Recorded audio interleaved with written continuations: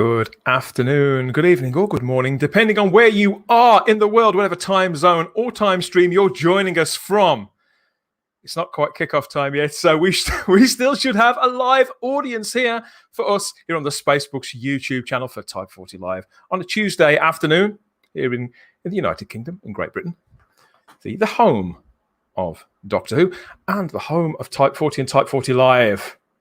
Yes, we are playing my alternative theme version. We are indeed. That's problem being the genius behind all the sounds, the soundscapes, and the bells and the whistles that you hear on Type 40 and Type 40 Live. So yes, we take this opportunity to revere the marvelous problem being, and thank you for everything you do for Type 40. And thank you, everybody else, for joining us. Ready, Dan? I'm as ready as I'll ever be, Digby. Good to see you here too. Be good to see me. If you could see me, where am I? Here I am. Yes, welcome back, everybody. We're back again for more Doctor Who talk. Some very, how can I put this, frustrating and sort of happy, and some sad. Obviously, there was some news in the Doctor Who community last week that, wasn't what I think any of us were expecting. We're going to talk about that in a little while. We're going to pay some respects and reminisce as usual with you guys out there and everybody we've got waiting to come on.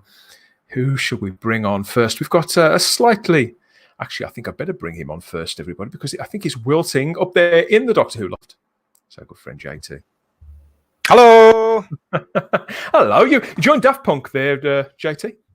I have indeed. It is absolutely gorgeous up here in Scotland today. It's boiling. My little thingy's telling me it's 24 in the temperature charts, viewers. Hi, Spacebookers. How you doing? Phew. Yeah, I thought you were going to say they don't come much dafter than me. Well, I could if you like. Yes, I've got to keep the dad jokes coming.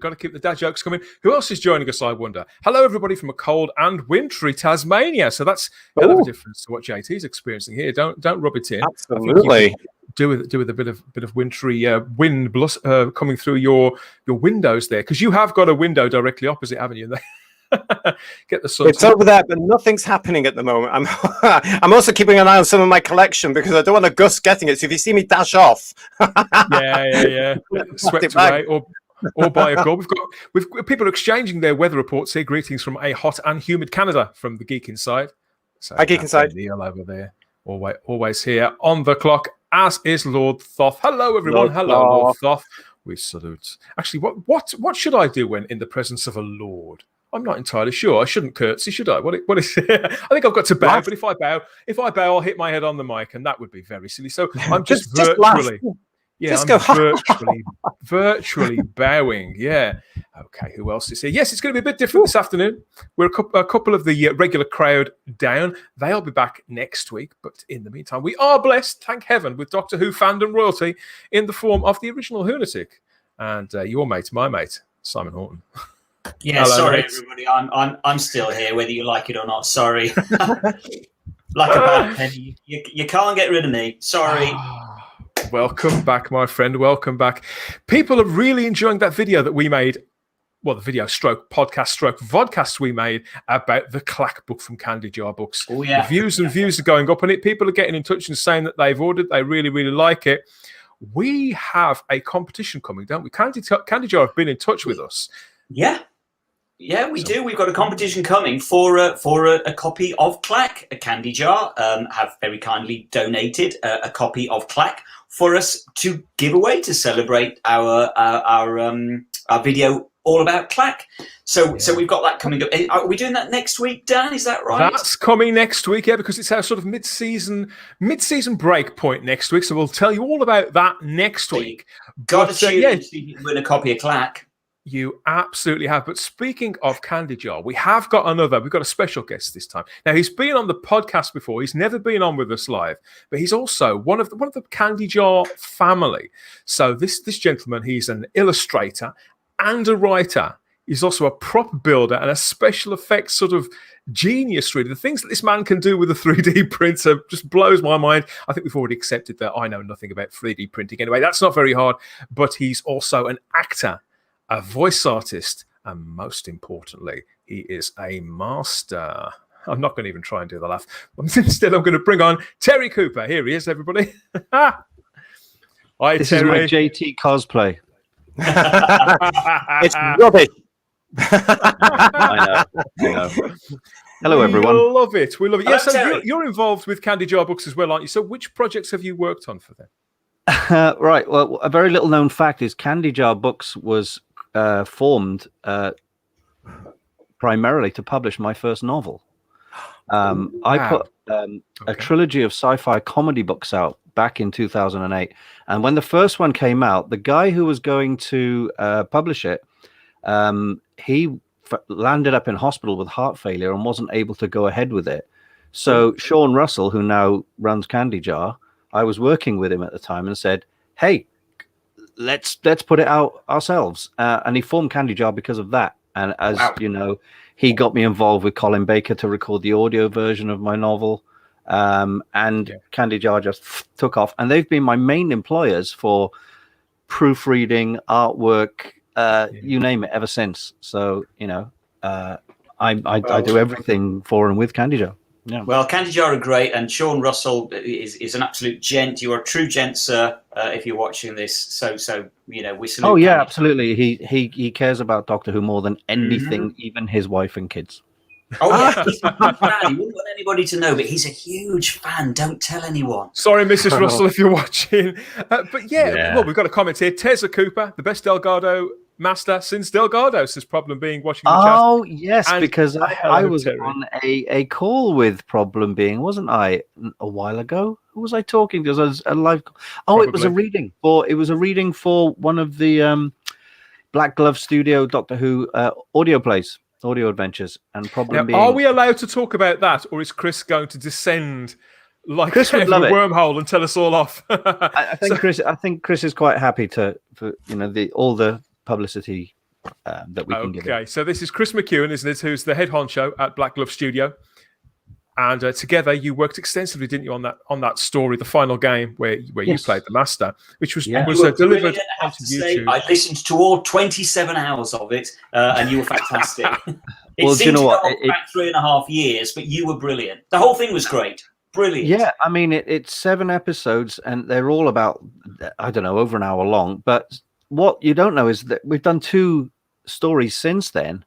One called The Broken Sky, one called The Wounded Earth, and I'm about to record the final one called The Shards of Mondas. So there's loads of Master and Third Doctor stuff coming out, and also he's working on Fifth Doctor and stuff. But I'm not saying anymore. More of that to come. I'll put some links in the show notes so everybody can go and hear this. If you haven't already, we did a podcast with both Chris and Terry earlier on in the year. It was very interesting and very, how can I put this? Well, it was very good of you both to speak about the creative process in the way that you did. You know, you were very open about how you put these things together. And yeah, we listened to it. I found it incredibly exciting. That boy over there with the hand up. Yeah. Can I ask a question? Toilet. Can I ask a question? For those people like myself who aren't aware of what this is, what exactly are these adventures, and where'd you get them and what have you? You know, because we all know the main one, the big one. But this is quite new. I mean, this is fairly interesting news, and maybe there might be others like me in the same boat. So, what are you talking about? I think the I could be on GB News, couldn't I, with these links? You know what I mean? The easiest way I can describe it is what little I know is Chris McKeon in the States. He wrote a novel, I believe, back in the wilderness years called Time's Champion, and he was quite well known for that. And he's got a really... That's just rung a bell somewhere. Yeah. The old grey cells, yes. Okay. Really, it was with Craig Hinson, wasn't it, that book? We were Craig. Right. Yeah. And you know, he decided to do Black Glove Studio as a way of making the final game, which was, you know, his interpretation of that last Roger Delgado script. And okay. Keeping the ball rolling ever since with stories that are now spreading into the Sarah Jane era, the Fifth Doctor era, all kinds of things. And are these licensed? No, they're just fan audios and just fun. Just for fun. YouTube. Fun. Just for fun. Don't sue us, Mr. Briggs. Exactly. Well, yeah. talking about just for fun. obviously, Terry, as an illustrator, an artist yourself, and somebody who's had to sort of mimic as well the vocal inflections of another performer. How do you feel about fan art? We love a bit of fan art here on Type 40. Well, I love it. I think fan art. I love all types of artwork, but I don't have a lot of time for anime. I'm sorry if there's anime fans out there, because me neither. It's so easy to kind of quickly put a stripy scarf on a spiky head character and go, look, it's anime. And I would rather a bit more effort put into a piece of fan art. You know what I mean? So I'm not going to dig any deeper for myself. So nothing like the new Blu-ray releases or anything like that, Terry. No. Oh, I haven't what you're referring to. So. Well, I wanted to talk about this because, in light of the fact that we've looked at Chris Achilleos' book Clack in some detail, I saw this on Twitter last week, and I had to show it to Simon. Now there are lots of fan artists out there at the moment that are trying to mimic Chris's style with limited success. I mean, everybody should give these things a go and flex those creative muscles. I bet you agree with that, don't you, Terry? Yeah, but totally. Obviously, the official novelizations of newer stories, with the 10th Doctor, etc., have all been done in that Achilleos style. I don't know if Chris approves or not of them, but you could see that they're trying to keep that target sort of house style in a way, which, from what little I spoke to Chris Achilleos once on the phone about Clack, I was talking about artwork to him, and I'm not sure he'd be 100% behind that. Yeah. No, I wouldn't be surprised. Good reason to, I wouldn't be surprised. Actually, that Terry, because we've had this conversation before. There are so many good artists around with their own interpretation, and the whole beauty of the Target range originally was that after a while, the covers were done by different artists who were expressing themselves with their own style. And we had this conversation, didn't we, guys? A wee while ago. They've missed the trick by doing that with the new version of the Target range. It's the nostalgia thing, I think. But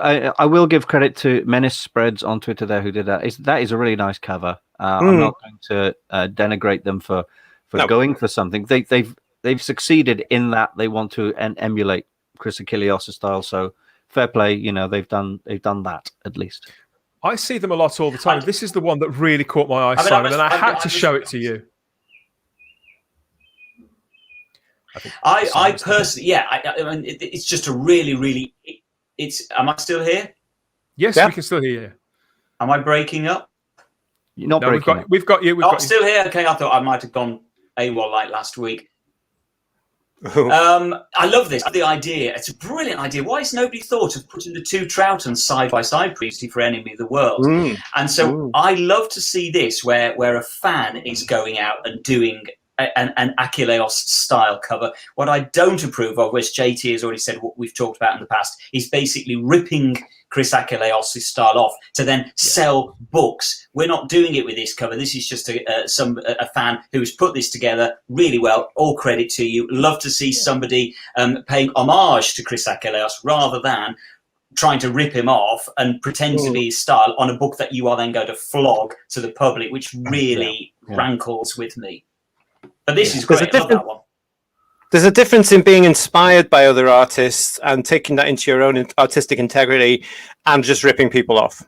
Yeah. And they're ripping Chris off, I think, with the Target these days. We have another artist or two watching in the chat, funnily enough. We've got Problem Being says imitation is the highest form of flattery, except if they don't pay you. I think that's fair enough.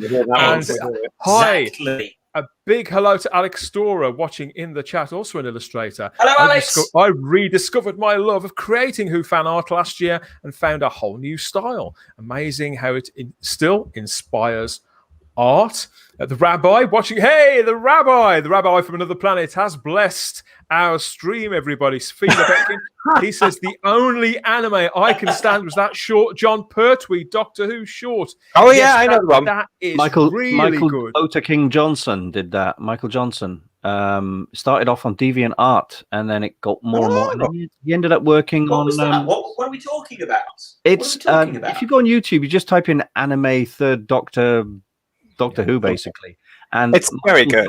I'm doing it as we speak. Basically done an entire Pertwee story using Cybermen and Daleks in a full-on anime style, using clips of John Pertwee's voice, etc. And it's amazing. It does. You'd think it was just made in Japan. It's very colourful as well as Simon. It's like a whole sort of the Brigadier's in it, 2 versions of the Master. We've got a brand new companion in there, and it's just full on action, and it's all that colour. And I'm with you, Terry. It's the only thing I could watch. It's he later on he started to work on the official reconstructions, though, hasn't he? He was doing some black and white. He did the Reign of Terror. He worked on the Reign of Terror release, so that when that went to DVD, so that's probably been a good 8 years ago, which means that the anime thing that he did was probably around 15 years ago. Ouch! Yeah, easily. Wow. It is a long. I'm glad he's glad he's gone on to actual commercial success. Problem being, reminds us that the Cybermen in that anime short look incredible. I wish they made them look like that in the TV show. It is. If you haven't seen it, Simon, you've probably seen a still from it and not realised, because that tends to be everywhere. But it's really, really good. I think we ought to approach the guy who made that. We ought to try and get him on the show. What do you think? I think if you use the artist's style and the artist is still alive, it's very rude. Adds Matt Pott, who's also an artist, in the chat, and I have to agree with that, Matt. I think that's more than fair enough. And we've got another similar comment here from Digby Strawbridge. The Achilleos style is so associated with the golden years of Doctor Who that it's a way to access that wealth of nostalgia there in people's brains, which is pretty much what you said, wasn't it, Terry? It chimes with the nostalgia. It does. But like you said, it would be nice to try different. Or employ Chris Achilleos to do the artwork. Well, you're going to ape his style. One or the other. I suppose. I'm sure he'd love to draw some David Tennant covers and Matt Smith covers, etc. It stands a good old chance. Whilst I remember, everybody, we are broadcasting live before kickoff of the England versus Germany match. Yes, we are live here on YouTube, the world's largest streaming platform, and to you, everybody out there in the Type 40 Facebook group and Type 40 Facebook page. So everybody doing that wave now, say hello, or do a Wembley wave if you like. But it's really great of you all to join us, because real proper geeks, we don't understand football, do we? We don't. Or is that a cliche? Is that a cliche? Do you know any football fans who are sci-fi fans, or vice versa? The jury's out. If show of hands in the chat, if anybody does, in our live chat here, it's got people commenting along. Do any of you like football as well? Not got anybody so far. Problem being, fills in the gaps here for us on the anime Doctor Who. I think it is 10 years since that video was uploaded, but I think it was re-uploaded from a standard definition version. So it's amazing it's still available the way the BBC's going right now. Yeah, it is. Yeah, he's since done a really nice Star Wars one. So look out for that as well. Oh, it's about it's from the point of view of a female TIE fighter pilot taking down loads of X-wings. It's amazing. Well, it's amazing that's still around the way Kathleen Kennedy's going. It's the same with everything now. Well, the way that we're going, everything's going brilliantly so far. A lot better than last week where we had the adipose in the system, isn't it? But yes, it's all going brilliantly. You can like the video now. We're safe to like the video and subscribe to the channel if you haven't already. We know that there are plenty of people watching and still not subscribing. Come on, what more do you want? This is gold. We have the master. We have artists. We've got a lot more to come on the show over the next hour or so to keep you away. If they don't start subscribing, I'm going to start taking my clothes off. That'll Oh my God. There you go. It's not, right now. Not quite that hot yet. Yes, so subscribe to the channel and hit the little cloister bell so you get those notifications about when we go live next. And you can catch the audio version of this too on the Type 40 feed, the Type 40 podcast feed, type40.podbean.com, along with the podcast itself. That's all coming up. Oh, yeah. People are drawing a blank on the football. People don't know what you're talking about. Queen Charlotte's watching in the chat. She says, well, Matt Smith was going to be a footballer before he got an injury. Does that count? No. Well, okay. He's not a geek, though, is he? Yeah, he's not a geek. As much as I like Matt Smith, he's not. And Digby says, I accidentally attended a match between Fulham You accidentally went to a football match between Fulham and Southampton. I managed to finish the book that I was reading. Good Oh, man. really? Digby, that's interesting because I have to say, Respect, I went to a footy ball match once as well, Yes. and it was Charlton Athletic, which was the football team of Ace, and I had an ice cream. Oh, get you. Is that a euphemism? In honor No. of Sophie. It's been like this all afternoon, everybody. We're in a silly mood, I think, aren't we? Why not? We're in a It's the summer heat that's mood. getting to him. I don't know what our excuse is, everybody else.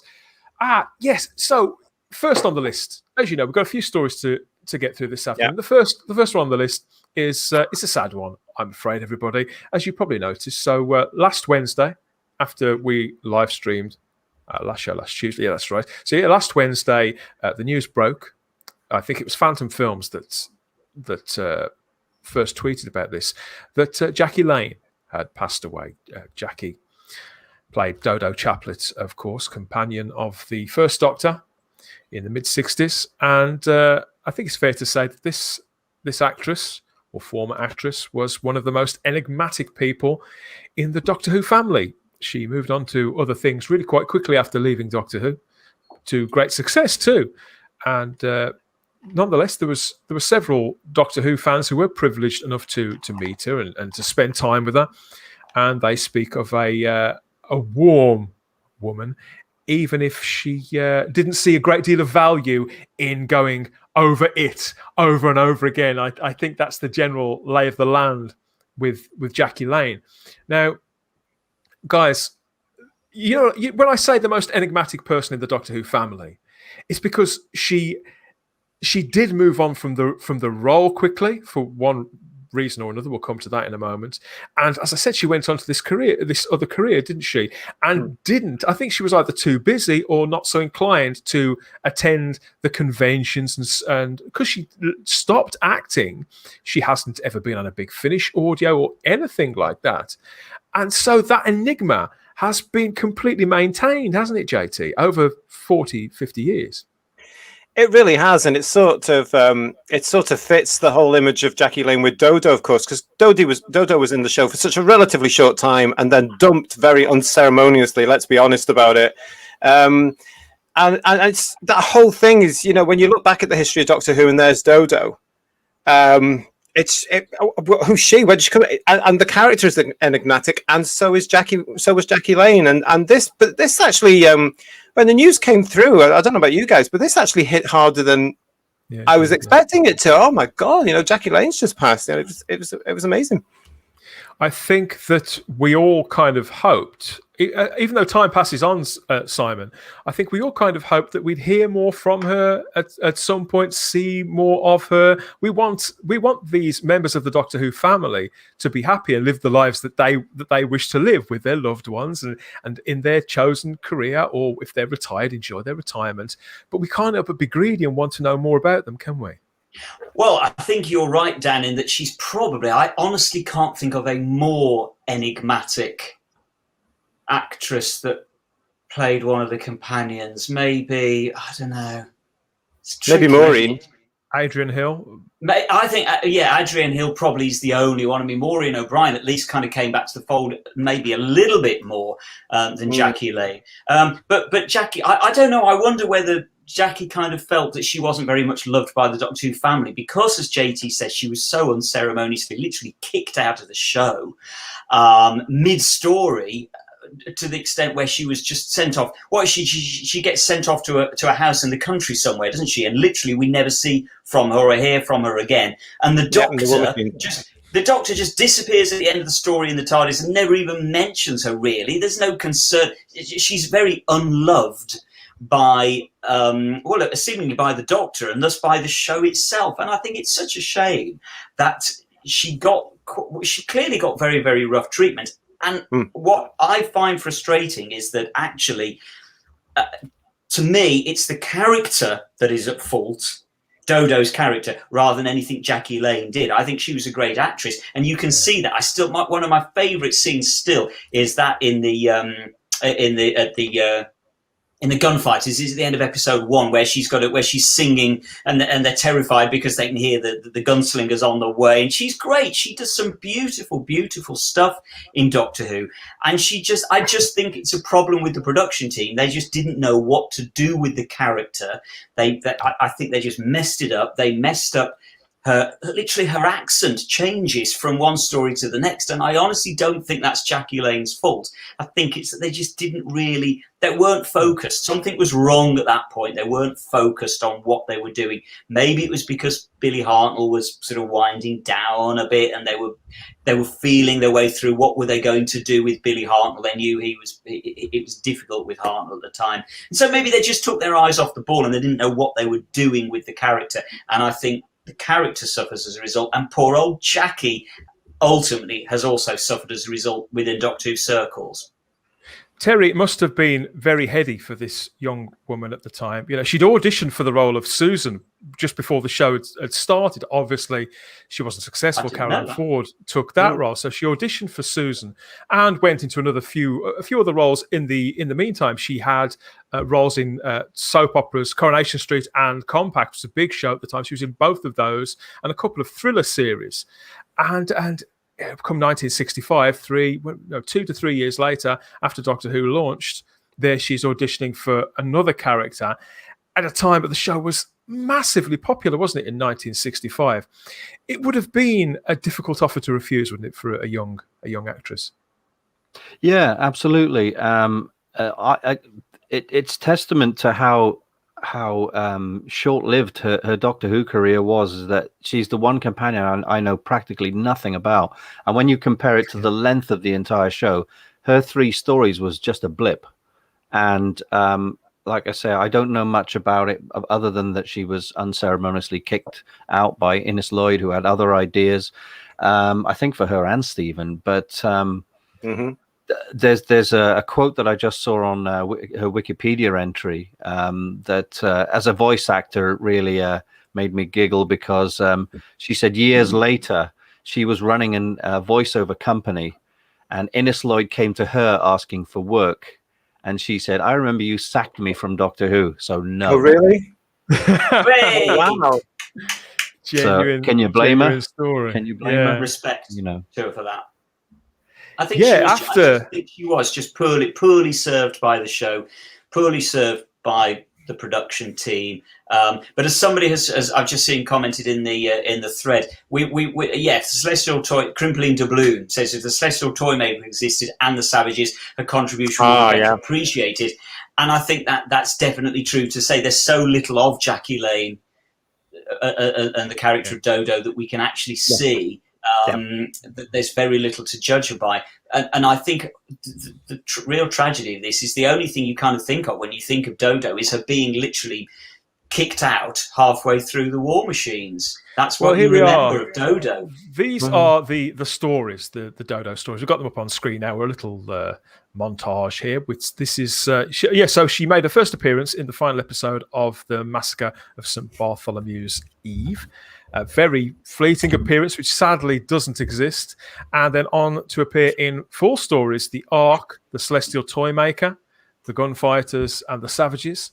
And then, as you said, she departs halfway through her final story, the War Machines. So, she starts in the February of 1965 on screen, and by June 1966, and by June 1966. That's it. It's bye-bye Dodo.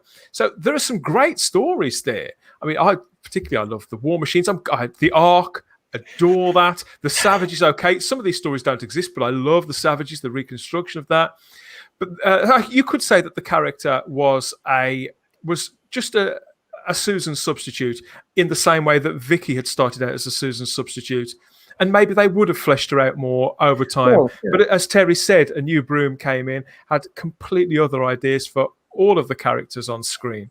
So it's unfortunate. And considering the fact, for example, I mean, they changed her accent 3 times. They kept giving a different direction about how she was going to play the part. And so it's incredible that she managed to keep it together and to keep it on track and to keep the character as recognisable as she did, I think, JT. Absolutely. I mean, we know about the behind the scenes issues that were going on at the time. We know that Dodo was not perceived as being the swinging element that they wanted to reflect the modern day society that was going on there. We know all about this, but had there had been that continuity, had they fleshed her out, I think, you know, she would have had a good run. I think she would have been able to, but, you know, yeah, I mean, it is what it is, and unfortunately it did have an effect. But I also think as well that maybe Jackie Lane was sort of forgotten by us for a long time as well, by fandom as a whole. You know, when fandom started to have conventions in the 80s, I don't know how many of those she would have been invited to, because we went for the big guns.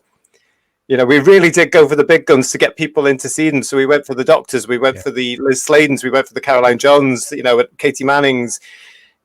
I don't know.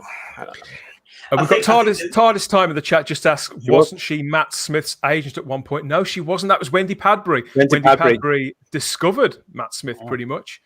Go on, sorry, Simon. No, all I was going to say is I think in many ways, literally, her time is doomed from the minute she appears at the end of the massacre, because they don't even write her in properly. It would have made complete sense for one of the characters from the massacre to actually follow through. But no, they just randomly at the end of the massacre landed. Is it Wimbledon Common? I think they land on, and they just happen to bump into somebody who happens to maybe have been related to somebody. They've just been what? So the poor Jackie Lane and the character were kind of doomed from the word go, because it was just like this. What? None of it makes any sense. It's like what I always say, though. You know, at the time, what would it have been like to have been little and watching it in 1966? Because that sort of stuff wouldn't have been looked at then, because it was a one-off, wasn't it, back then? True. And you would have just thought, like, we've just been through literally a massacre, a heavy story, and then you're getting a new person in. The new girls arrived at the end of the story. It could have freshened it up maybe for those particular children watching at that time. We won't know. We can't relate to it. But I can't help thinking that it would have just been better to me to say at the beginning of the arc and not even try to sort of tag it on at the end of the massacre. It's just it just seems a bit random. I know what you're saying, but it's been done many, many times since. I mean, Freema Agyeman's cousin, who happens to look exactly the same as the character that was cybernized. Wonderful stuff. We've got a great comment here in the chat from Enigmatic Joker. What is the difference between a friend of the Doctor and a companion of the Doctor? The answer is, of course, around 55 years, isn't it? We've got people still comparing temperatures in the chat as well. I would say a difference between a friend of the Doctor and a companion of the Doctor is traveling with the Doctor, because the Brig and Benton are all friends of the Doctor. Yeah. They don't travel. They're not companions in that they don't travel with him in the TARDIS very often or very much. I'm not saying they haven't, but I think you'd say a companion is someone who spends more time with him on adventures rather than he goes to visit them like he would drop off to the Brigadier. Do you hear that, Chris? I hope you're listening, Chris, everybody at BBC Studios. I agree. You're quite right, obviously. I'd say the Doctor doesn't actually like the word companion anyway. I think the word companion is so arm's length. It's so formal. Do you know what? We used to say assistant when we were young, didn't we? Assistant is bad. They're friends. To me, they are friends. They're all friends. A magician has an assistant, don't they? In my view. She had some great costumes, notes Crimpline Doubloon watching along here in the chat. She had some very eye-catching, very distinctive costumes. It has to be said. The costume in the Ark. That's so out there. The tabard that she wears in the Ark is brilliant with the shield on. What's this? Companions got replaced by friends. Listen, when I was brought up watching Tom, the word companion was what was used. It's in the Target novels. It was in all the factual books. What is wrong with the word companion? I don't get it. I would say as well that the difference is the Doctor has many friends through time and space in many, many universes and many worlds. His companions, though, are his best friends. Yeah. His companion is Joe, Sarah Jane, Leela, K9, etc., etc., etc. I agree. I think the companions that live and breathe adventure with him when they go off in the TARDIS for however long they are away in the TARDIS. That's the companion. Well, I don't see what the problem is. Believe it or not, at the dawn of this kind of what we're now seeing play off across what they're calling a culture war, which probably is a culture war, companions got replaced by friend as companion is deemed as a little problematic phrase, as problem being mentions here in the chat. Why? Because apparently it has sexual connotations. Oh, make it sound like it's something load to do of heaving camel with, dung. to do with I think prostitution. it's only if you think in that way. Yeah. But I think we should use associate, like when the Daleks said, "We have your associate." I like That's associate. great. Yeah, that works for me. We've got a lovely comment here from Gene Roddenberry. Companion. Screw you, BBC. I'm sick of you. So Gene Roddenberry adds that Dodo Chaplet wasn't everyone's favourite, but I think she had a distinctive personality. And Jackie played her beautifully. I would. Well, the one thing I would add to that is if nothing else, Dodo is always a joy to watch. Whatever story she's in, no, she might not be everybody's favourite companion, but she's always just great fun and a joy to watch. She's very easy to watch. She's a pleasant companion to watch, I would say. As TARDIS Time just commented, fam, yuck. Let's get rid of the word fam. Let's keep companion. Let's keep all the other words, but get rid of fam. Yeah. No. Well, when the series comes back, we might be able to do that. You know, when it actually comes back as a show that we all recognise and can get into. And love. It's like, I'm with me squad now. Me squad. Me posse. Team TARDIS. Fam. It does great every single time you hear it. It doesn't get any easier on the ear, that one. Yeah, we don't need the F word in Doctor Who, as the don't. Light Dreams once just said. Certainly don't.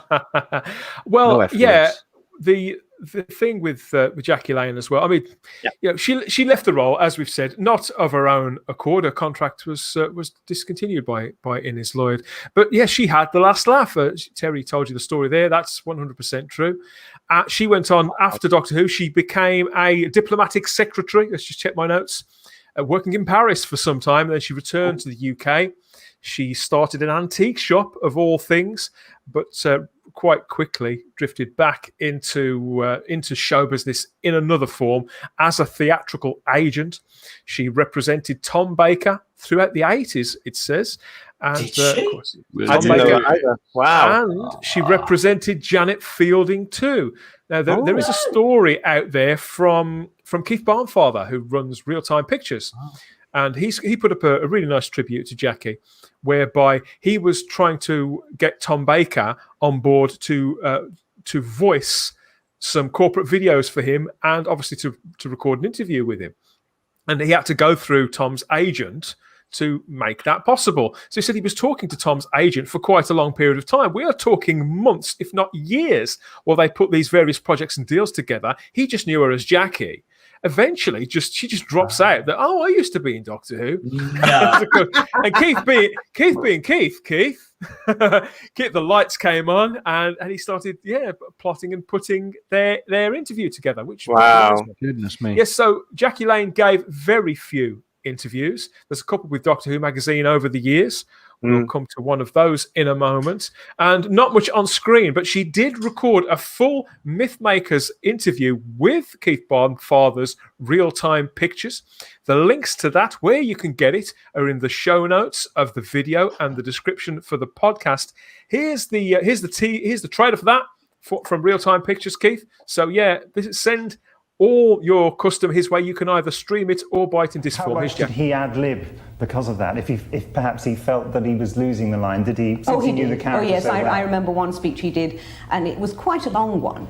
And it was absolute nonsense. We got to the end of it, and we all just sort of looked at one another. There were no cues, or he didn't know what he'd said. And somehow he went back and picked it up and did the entire thing absolutely immaculately. But just that first time, I mean, it was gobbledygook. It was But he gave it a go anyway. Oh, yes. He kept going. What sort of actor was he? Did he sometimes give you the nod if he needed a bit of help? Or? No. I mean, he was very concerned with his own character and performance, and yes. Yeah, there she is. There's not many interviews with Jackie that are out there, but that one on the Mythmakers release, that's available for you to go and grab that, stream it, or buy it on disc. Oh, she's also on the Doctor's release, is she, Simon? Yeah, she's on here, which I've got recently and haven't got around to watching it yet. But she's if you can just make it out, she's on the back there, Jackie Lane. There she is. So so that interview, I'm assuming, is the one that's on this disc. And these discs are great. If you haven't looked into these already, these are fantastic. There's about 5 hours on this, and it costs about £10 or something from various retailers. Let's just say that, and direct from Reeltime Pictures, which I think their web address is Time Travel TV. Or something along those lines. So I've got all of these. They're fantastic. For a while, they were on BritBox as well, or was it Amazon Prime? There we go. Time says they were, but I believe they're not anymore because I was going to watch them on. They were on Amazon. Sorry, they were on Amazon Prime. Yeah. They're not on there anymore. I've been thinking about going in and buying the physical media copies actually, because they do seem like really great releases. Yeah, inexpensive. Matt Potts says, I love that video where she is in her 60s smoking around Paris. Rest in peace. Oh, so Matt's obviously got a copy of that, so he recommends you get hold of the Mythmakers release too. Good stuff. Yeah, so Jackie didn't appear on any of the official DVDs, guys. She wasn't interested in going over it, which you can as much as we want to know more about these people, you have to respect that, don't you, Terry? Yeah, absolutely. Just going back, I mean, like 5 hours of stuff on those videos are great, but is there any chance we get to hear the William Hartnell gobbledygook? I want to hear, one day I shall come back. Yes, gobbledygook. If all beliefs and prove to me that something or other. Well, to be honest, why don't you just watch anything from '66? With all the kindness in my heart there, but just watch any of that. Yeah. Yes, somebody mentioned in the chat earlier on, of course, we were watching the legendary Doctor Who after party back in 2013 on BBC Three, I think that was, where all the companions came back and did. Many of them were there in person, of course, weren't they? And Jackie did do a bit to camera. So this is her on screen back in 2013. I think we all sort of whelped a little when we saw her, and maybe even. I think we were certainly surprised, weren't we? Yeah. We were stunned. I remember just being absolutely shocked. I was like, it's Jackie Lane. We weren't expecting it. It was the highlight of the show, I would say. I remember just being stunned by the whole show. Yeah, we were all stunned by the show. I'm still having therapy for that show. And obviously, as a very private woman, we know very little about her family. But her family did, after she passed in the middle of last week, there was the hashtag and lots of tributes over on Twitter. So the whole social media thing happened, and her family, that word reached them of all of that affection that was being pointed in Jackie's direction. And so they released this picture. This is from Sarah Kearney, and she says it has. She was Jackie's great niece, and she said it's blown my mind this evening to see how many tributes have come pouring in for my great aunt after the news broke today. I'm not sure I've ever grasped just how much she meant to Doctor Who fans, and I'm sure she would be amazed. So, nice picture there. It's a lovely tribute, and I think that sort of just goes to sort of back up what I was saying earlier, which is I just think I'm not sure Jackie ever quite realised that how important she was to Doctor Who fans. And no, as we've said, no, she wasn't favourite companion. She wasn't on that list, but it didn't mean that she wasn't just as important as everybody that's appeared on screen in Doctor Who at some point. And we do love them all and we care about them all. And I'm not sure Jackie ever quite realised that. And that just seems such a shame to me. Maybe she did. Maybe she did eventually. I don't know. I hope she did. She certainly did a few signings where there were queues for people to go and see her. So I'm sure she was aware. I'd like to think she was, because people were there. Yeah. She apparently, I got my facts wrong earlier on. Let's just correct what I said earlier. Jackie was successful in auditioning for the role of Susan back in 1963. She was offered the part, but turned it down. She decided she didn't want to be tied down to that 4 years contract playing Susan. Of course, time over time. Maybe she had more work then than she had later. Who knows? And of course, Doctor Who then, when it first started in 1963, it may have ended up being the biggest joke on telly. You don't know. I suppose for somebody looking to get involved with something like that regular show every week, it could have been a huge disaster. But by 65 into 66, the show's an established hit with a much loved, in particular, leading man. So obviously a change of heart, and obviously maybe work was not so abundant. It's hard to say, isn't it? I would like to think, and I don't suppose it happened, but I'd like to think that maybe they recorded an interview with Matthew Sweet for a Blu-ray release at some point. I don't know whether they will have done. I'm assuming not. What a shame that they didn't. If they didn't, and I'm assuming they didn't. So that, because that would have been fantastic to see a real flagship interview with her talking about that stuff. Dan, I had no idea that she'd been offered the role of Susan, turned it down. That would have been great to hear her talking about that. Extraordinary, isn't it? Yeah, obviously, yeah, our condolences and respects to Jackie Lane's family, and gratitude and affection for everything that she did in 1966 in that role. And you saw that clip of her speaking earlier on, everybody, how she was clearly looking back on the time with affection. I think, Terry, there was no animosity there, was that? So obviously, the success that she went on to in her chosen career, Doctor Who would have probably been just a blip for her. Yeah, and like you said earlier, that at the time of getting the audition, etc., you don't have the benefit of foresight of what you're turning down or whatever. You've just got to make the decisions there and in the moment. And like you said, to see her talking about her time on Doctor Who, she probably, like all of us, kind of look back over the past, and your brain kind of likes to filter out some of the bad moments and remember the good times. And you kind of go, all in all, things turned out okay. So I think, it's nice to know that she didn't close herself off or completely turn her back on those days, Well said, well said. People in the chat have been sharing their memories of the classic show as well, and of Jackie Lane's contribution. Lots of affection, lots of people delighted at the pictures there of her as well, because it's just nice. It's really, really generous of the family to share just one memory like that with strangers. So I couldn't believe it when I saw that. But yeah, obviously, rest in peace, Jackie. We will miss you. Isn't that lovely? Says Alex Storer in the chat over on YouTube. And it's absolutely is. And lots of other people saying hello. There we are. Yeah. So let's talk about good times now and more classic series content. I've got something to show you guys. And I don't know if you're aware of the Eagle Moss range of Doctor Who figurines. I think they started releasing those around 1928, something like that. Or at least it seems that way.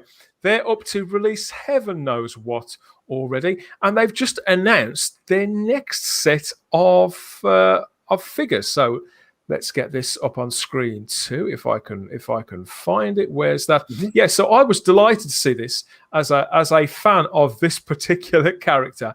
So this is their next release. This is part 204 of the Doctor Who figurine collection. So this is a Navarino, everybody. No, it's not a bogey. People in the chat, it's not a bogey and it's not earwax. It's actually a Navarino from the story Delta and the Bannermen from season 24. Now, I am a massive Delta and the Bannermen apologist. Did I mention it? Did I mention it? Yeah, a couple of times. And I love the Navarinos. This one, we see one, and it's on screen for about 4 seconds. And we Which can is see quite here Does it all. Yes. on the front of the magazine, yeah. But it's not quite as good as the Mandrels, but it's not far off. And yeah, Eagle Moss have turned this into a figurine here. You get an accompanying magazine to go with it. What on And earth you have can they add written in a that. magazine about a character like that appears on screen for 4 seconds? How can you fit a magazine on that? I have no idea. I think I do, because even though I am shocked at this, I'm absolutely I thought you shocked. might say something like that. I mean, what you can do is the fact you can say where they come from, how they used the transformation arc to turn them into a human-like thing, how they went and helped out on the 1950s Earth. It's about that, isn't it? But it must be a very short magazine. I mean, obviously what they're doing, look at this. This is part 204 out of a series of 6,655. So they're obviously going into the. If you started collecting these figures, people, back in the day, did you think you were going to be at part 204 with a Navarino? I mean, they really must be looking at every single episode and saying we can make a figure out of that thing as well. Listen, there's the barrel being scraped again. If anyone from Eagle Moss is watching, where's my killer clam from Genesis of the Daleks? Then Imagine that as a doorstop or something, Terry. Oh, I'm making one after this. I'm going to make one. He bloody will as well. But I think people in the chat are shocked and amazed here. The talents of Wayne Chiang. He says, "Crikey, that's an obscure one." Yeah, and David. I was about to be my own Delta and the Bannerman apologist and apologise and saying, "Well, you're going to revoke my Doctor Who fan club card here because I've never seen that monster in my life." So it's not just me. If you've watched Delta, you've seen it. But as Dan said, it's literally there for seconds, and it goes into this arc thing, and then it comes out as the driver of the bus, whose name I can't remember. And let's be honest, it's not exactly memorable, is it? We want the bus driver figure as well. It's the character of Murray. I love Murray. He gets killed really quite quickly in the story. I thought it was desperate shame. David Enke says, "No wonder I don't remember that." He's watching on YouTube. And Alex Storer adds that I have just taken delivery of two Eagle Moss figures this morning. Let us know what they are. Yeah, which ones are they? Alex, I'm just gonna phone for a doctor. He's just holding out here for the Malice and the Borad. They'd be fantastic. There we go. I like the Malice, yeah. Darren says, "Who melted the Godzilla figure?" Facebook, if you're buying these figures, where are you actually putting them? I mean, I want to know because there's 204 of them now with lots more coming. Where are you putting them? Send us in your photographs. I need to know as someone who hasn't bothered with them. But let us see them, please. I'm interested. Russell T. Davis owns I believe, a full set, and he occasionally tweets or instas a picture of his entire collection, and it takes up the entire wall on this unit that he's got. And do you know what? Laid out like chess pieces. How many of them has he bought? I think it could be a complimentary subscription. Russell, I could be wrong, mate. I could be wrong. You could be forking out for this. Russell, if you're watching, get on here and let us know. We want to ask you a few questions. People like the idea of the killer clam here, Terry. This is going down well. And asking also killer clam. That could be a song. The Tyrant Wood Beast. I bet they've done the Tyrant Wood Beast. And it's a shame they didn't do a double pack with a Ken Dodd as the toll keeper. Yeah, I completely agree, Alex. Money left on the table then. I vaguely know the guy who sculpts them digitally for Eagle Moss, so I will drop him a line about a killer clam. Please do it. We all want a killer clam. Have a word. Let's see if we can get him on the show. I'd love to find out. I think I had one in the 90s. But yeah, you can get that sorted out if you go to the right clinic and use some talcum powder liberally. So I'm told. Well, Swarfiga's always very good, I find. Ignore us, everybody. Ignore us. But that does, of course, talk of season 24 does bring us round to this. I mean, because this has been released. This has been released this show, wouldn't you? Really? This week, I know who'd have thought it. Yes, so season 24 is out on Blu-ray this week. We've got some lovely artwork here from T Lady Design. That's Lee Binding, of course it is. He does all the art on the Blu-ray collection sets. So, as promised, if you've got to try and fight an England football match with something, you've got to give people the good stuff. So I'm going to unbox. We've had a couple of unboxings here on the show. You did a couple a few weeks ago. When was it? Last month, wasn't it, JT? You unboxed the standard editions of seasons 12 and 19. 19. Yeah. 19. I have no idea. It was a few episodes back. Go and look at it. And next week, we've got the standard editions of 10 and 18. 10 and 18. Are they out already? Next week. Wow. Oh, that's quickly. So, yes, I'm about to. Can anybody see this here? I've got. Let's get me up. So, this is here. This is the parcel from those lovely people at Amazon. It's a lovely package, Dan. It is. It's beautiful, isn't it? This is how they come. If you've not pulled the trigger on these before, and you get this, you get the little tab at the bottom. Give it a good old yank, as they always tell you. No, has that come off? Yes, it has. And inside, indeed, we have it. It's the beautiful, brand new season 24 box set with Lee's artwork there on the front. That's very nice. That's what you get. So this is the second McCoy box, isn't it? Yeah. It is indeed. All the details on the back. More dinky artwork there. And I believe there's graphics there on that side. So you get a nice Oh, nice I big see. They card put the TARDIS on the bottom on those. Ah, right. being shot at. Yes, so it's all looking really good. Of course, we've got the exclusive extended versions of all 4 stories on this release, and lots of untransmitted material. Optional 5.1 soundtracks on everything, so you can hear that Kev McCulloch soundtrack in all its glory. There's your favourite feature behind the sofa. There's lots of that on there, Simon. Do you know, it's a shame I can't do Sylvester McCoy's voice properly. I don't know how to do ish. Oh, I can't do it. It's getting there. It's getting I've there. got a giveaway for anyone watching. Okay. I recently bought some DVDs to my collection. I bought Genesis of the Daleks, just standard DVD release. Okay. I bought the Peter Cushing Blu-ray Doctor Who and the Daleks. Looks gorgeous. I've got those. They look I've yet to see beautiful it on Blu-ray. Yeah, beautiful. And by accident, I got another copy of Genesis of the Daleks. So if someone wants a copy of Genesis of the Daleks, I'm going to make it really difficult. I'm going to give this copy away to the person who can name. I've got 2 Doctor Who tattoos. You can't see them quite here. Well, you can see a bit of that one and a bit of that one in green. And I'm not telling you else what they are. You'll remember. If you know anything about me, you'll know what Doctor Who monsters, villains, whatever they are. If you can guess both of them, I'll post them a free Genesis of Daleks 2-discer. Oh my God, it's like Saturday Superstore and Swap Shop. If you can tell us there you go. what the tattoos are on Terry's arms, send your postcard to. Shall I give them a flash? I think we should. I tell you what. Well, I'll put you up on screen, Big, and you can flash us. Steady. There we are. There you go. Oh, I got it. I got it. That one. Okay. There we are. Where's the other one? The other one's here. Okay. Oh, hey, I like That's this. all you're getting, everybody. So yeah, leave us a comment. And now for my Navarino. No. So leave us a comment. No. Leave us a comment in the video once it's been posted up, and you let us know which 2 Doctor Who monsters Terry has tattooed on his person. I literally scratched my head and gave away that one just now. So there you go. You'll find them easily. Yeah, we'll put the winner. David, wrong. Both wrong. Yeah. Matt Pot, possibly. Comments are coming in. They are. Let's see what's going. Yes, so we got David Inky. He guessed the Mechanoids and the Daleks. Is wrong there.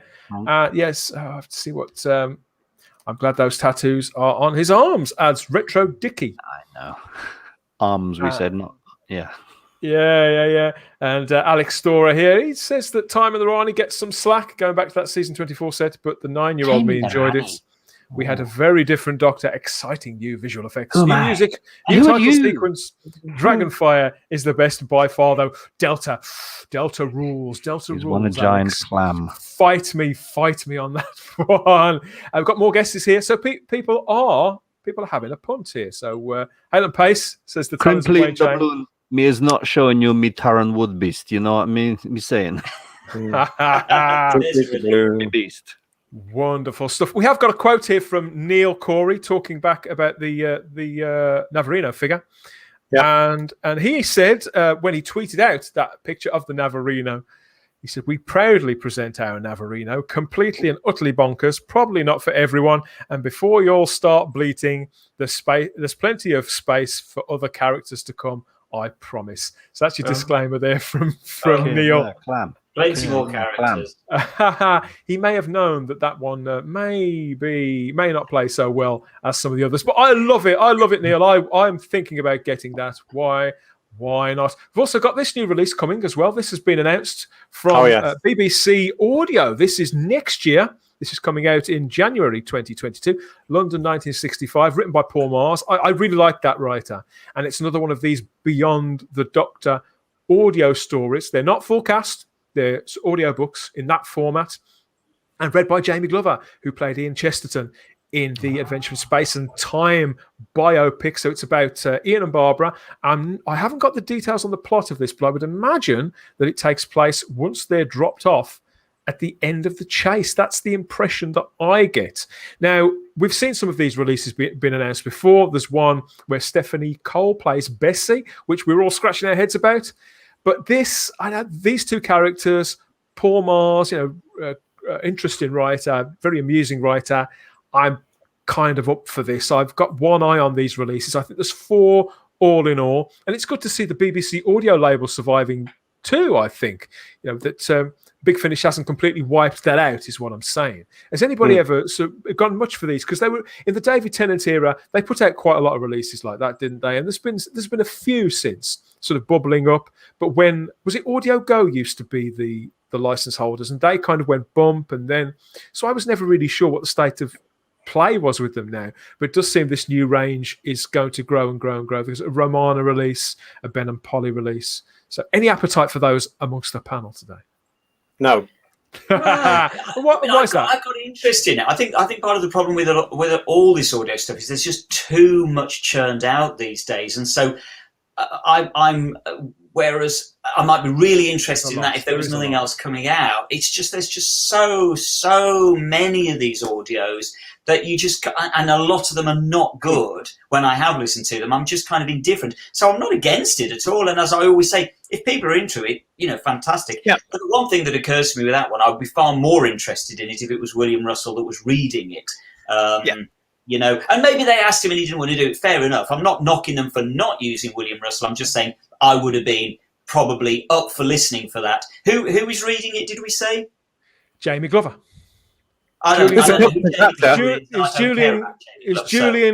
It's Julian Glover's son, Julian Glover from The Crusade and Indiana Jones and The Last Crusade. And The Empire Strikes Back. So it's his son.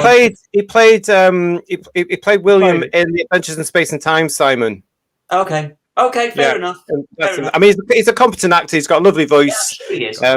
I think I agree with Simon. From my point of view, it's great that these things are coming out for those people that want them, and I'd be interested to see who's taking them. But as I've sort of linked to before, I would have been more interested in had they taken the opportunity of original Under the Target brand novels of the companions of Doctor Who and continued that range from the 80s and 90s, and then possibly tied in the audio book with them as well. I don't know. I think they've missed a trick on that whole continuation of the companions of Doctor Who range. Can I just check, JT? Does Jamie Glover do an impression of William Russell when he plays Ian? Is that what we're saying? I would imagine, obviously, because we haven't heard it, I wouldn't think so. I would imagine that he's reading the story as the narrator. He plays the character for Big Finish in their full cast audio dramas as well. And I would argue that that's not really an impression in the same way, because David Bradley's take on the First Doctor is very different from Hartnell's. And I think that the other cast members kind of follow suit. He plays it his own way, but he has got a very sort of velvety voice, hasn't he? I would describe it fair as enough. Jamie Glover's voice. Terry, can you do a William Russell? Can you do Ian? I don't think I can. There was that one line who said, what did he say about, do you mean to say that a police box stuck here in a junkyard could travel in time and space? It's all very sort of BBC kind of radio. Parts of that. Why are you not reading that? Absolutely on point. Well done. It will score more points for people if I do the same line as Roger Delgado, actually. Yeah. You mean to say that a police box in time and space could travel here with this lunatic in charge who can't even get his lines right?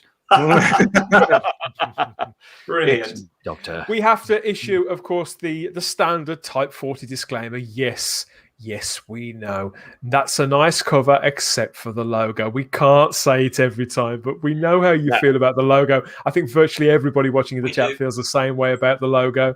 And Matt Pott adds that when he spoke to Fraser Hines, he was quite upset they never asked him to narrate the Highlanders. I don't know who narrated the Highlanders in the end. I think it was I've got that somewhere. I can't reach it. I can't remember. It was actually, I quite enjoyed the Highlanders. I've got that over there, but I can't reach it. But it somewhere. should have been Fraser Hines. Whoever it was, it should have been Fraser Hines. Yeah. He may have been working. We are about to go for our designated T and or P break here at Type 40, as always. So stand by for that. But I've got a question to ask you guys watching along on YouTube and in the Facebook group right now. So I want to know, this is our teaser question, which Doctor got invited to Downing Street in the mid-70s? In 1975, which Doctor got invited to Downing Street?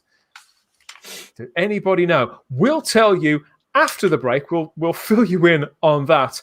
In the meantime, yes, enjoy the standard Type 40 commercial break, something a little different this time. But yeah, check all of this out, and we'll be back in a moment.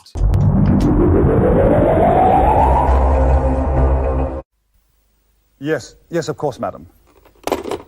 This is a news flash. Can anybody identify the following faces? If his kickback's full of wrinkles, he's an able man. If he reeks of rum and winkles, he's an able man. If he hums a little ditty and he tells you that you're pretty, you can bet your Bristol City he's an able man.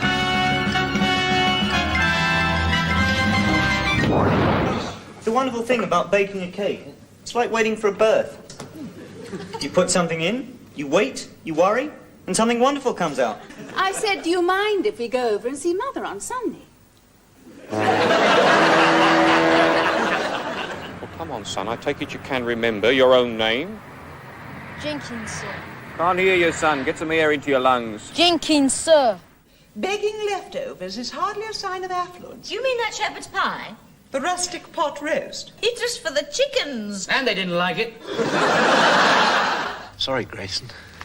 You call me school bully. You miserable little tick. It's a bit of a snag, because it's a bit difficult to talk properly with these in your mouth.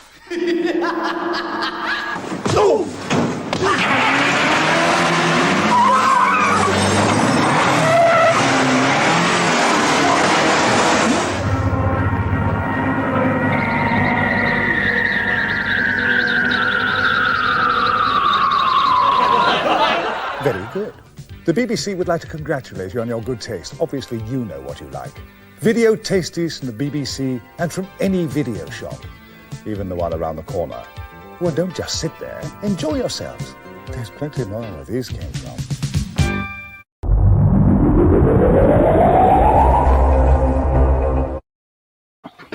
Fantastic. Never seen that before in my life. Wow.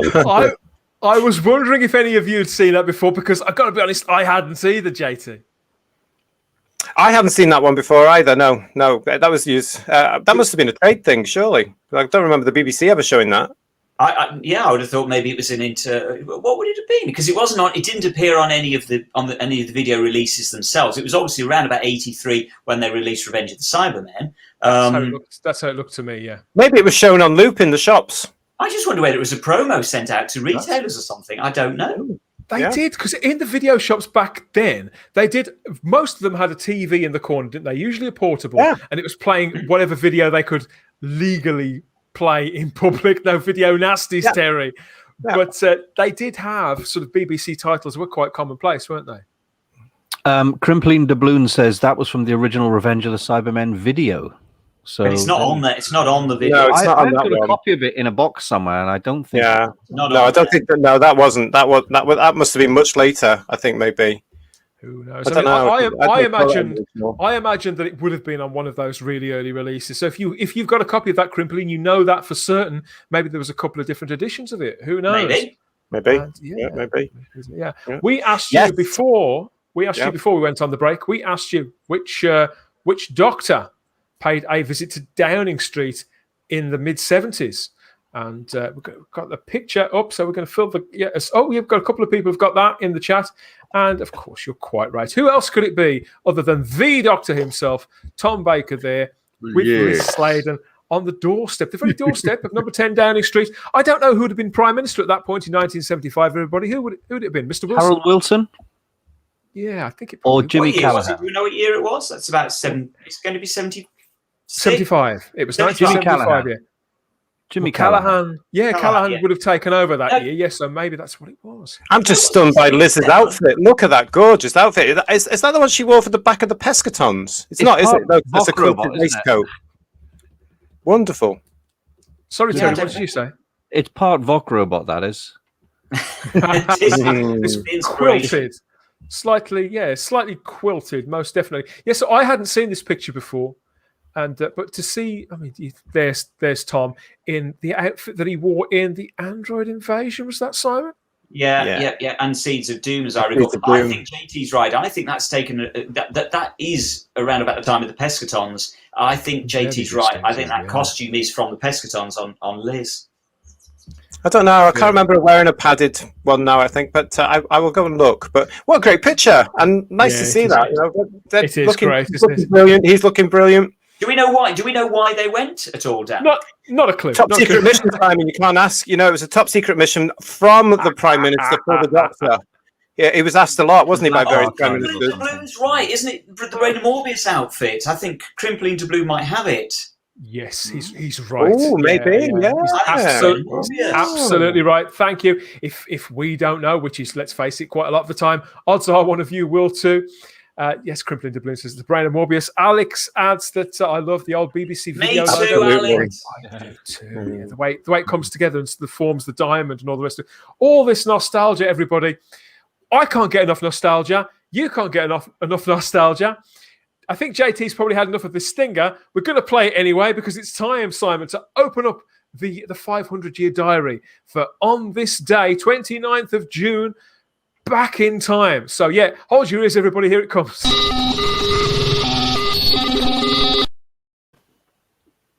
Yeah, yes, here we are. Okay, so what have you got for us this time, Simon?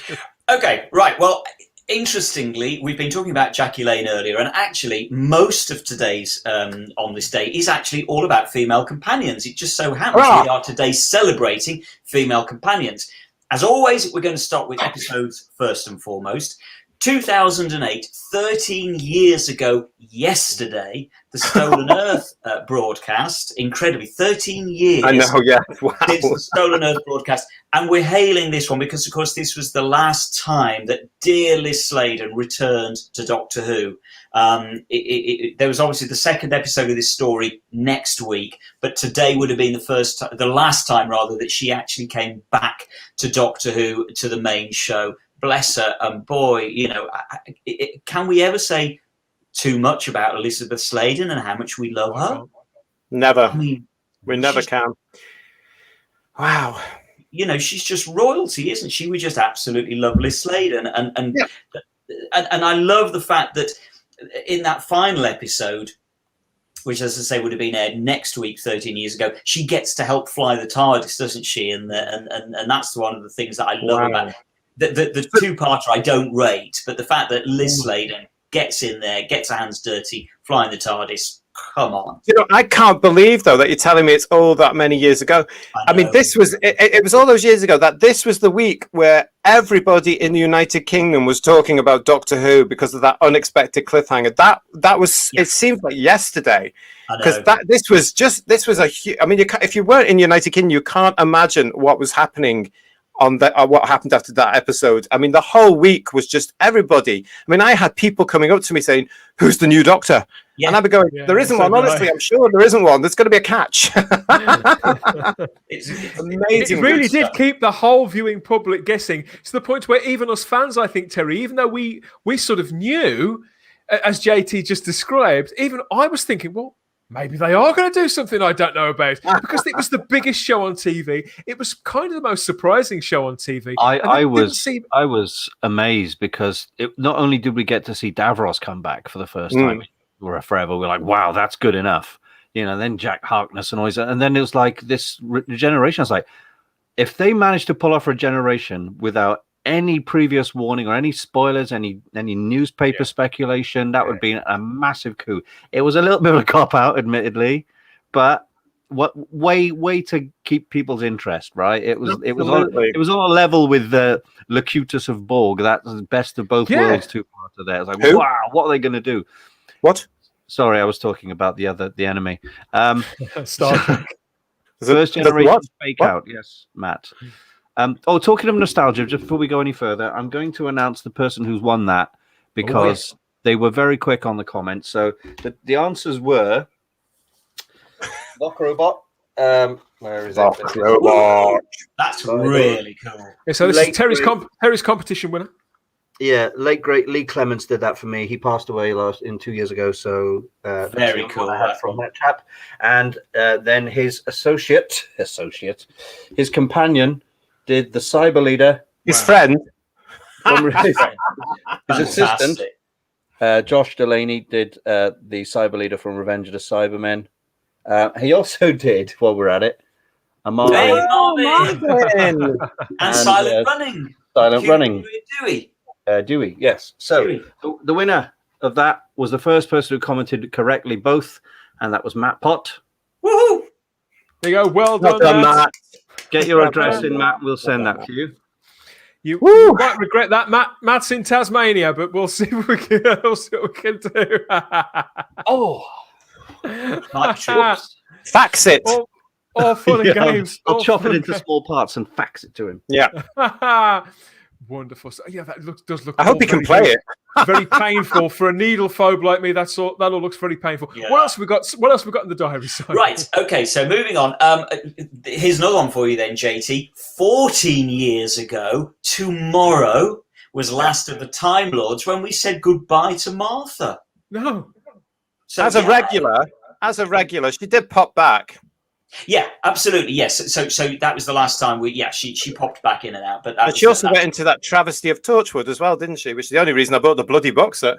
Did she? I must be honest. I liked Martha. Any other love for Martha? I liked Martha. Love Martha. I've got a bit of a thing for Freema, but I love Martha too. I think they're both great. I was really sad. I still feel she was kicked out of the series a year. I honestly don't believe for one second they only planned originally for her to be in 1 year. I think she was. No, I think we've spoken about this before. Russell, as he was writing the season, realised that he was kind of the natural arc of the character as conceived, just didn't have that much longevity built into it as the whole unrequited love thing, and rather than sort of. Well, if you think about what Stephen Moffat later did with Clara, find reasons to keep her around, Russell didn't want to do that for Martha. He wanted, I think he felt that was unfair on both Freema and the audience. And if you remember, she did come back for a couple of episodes of season 4. So I think he sort of felt duty bound in having given her that big part, but a character that ultimately was quite finite in finding stories where she could work and add something.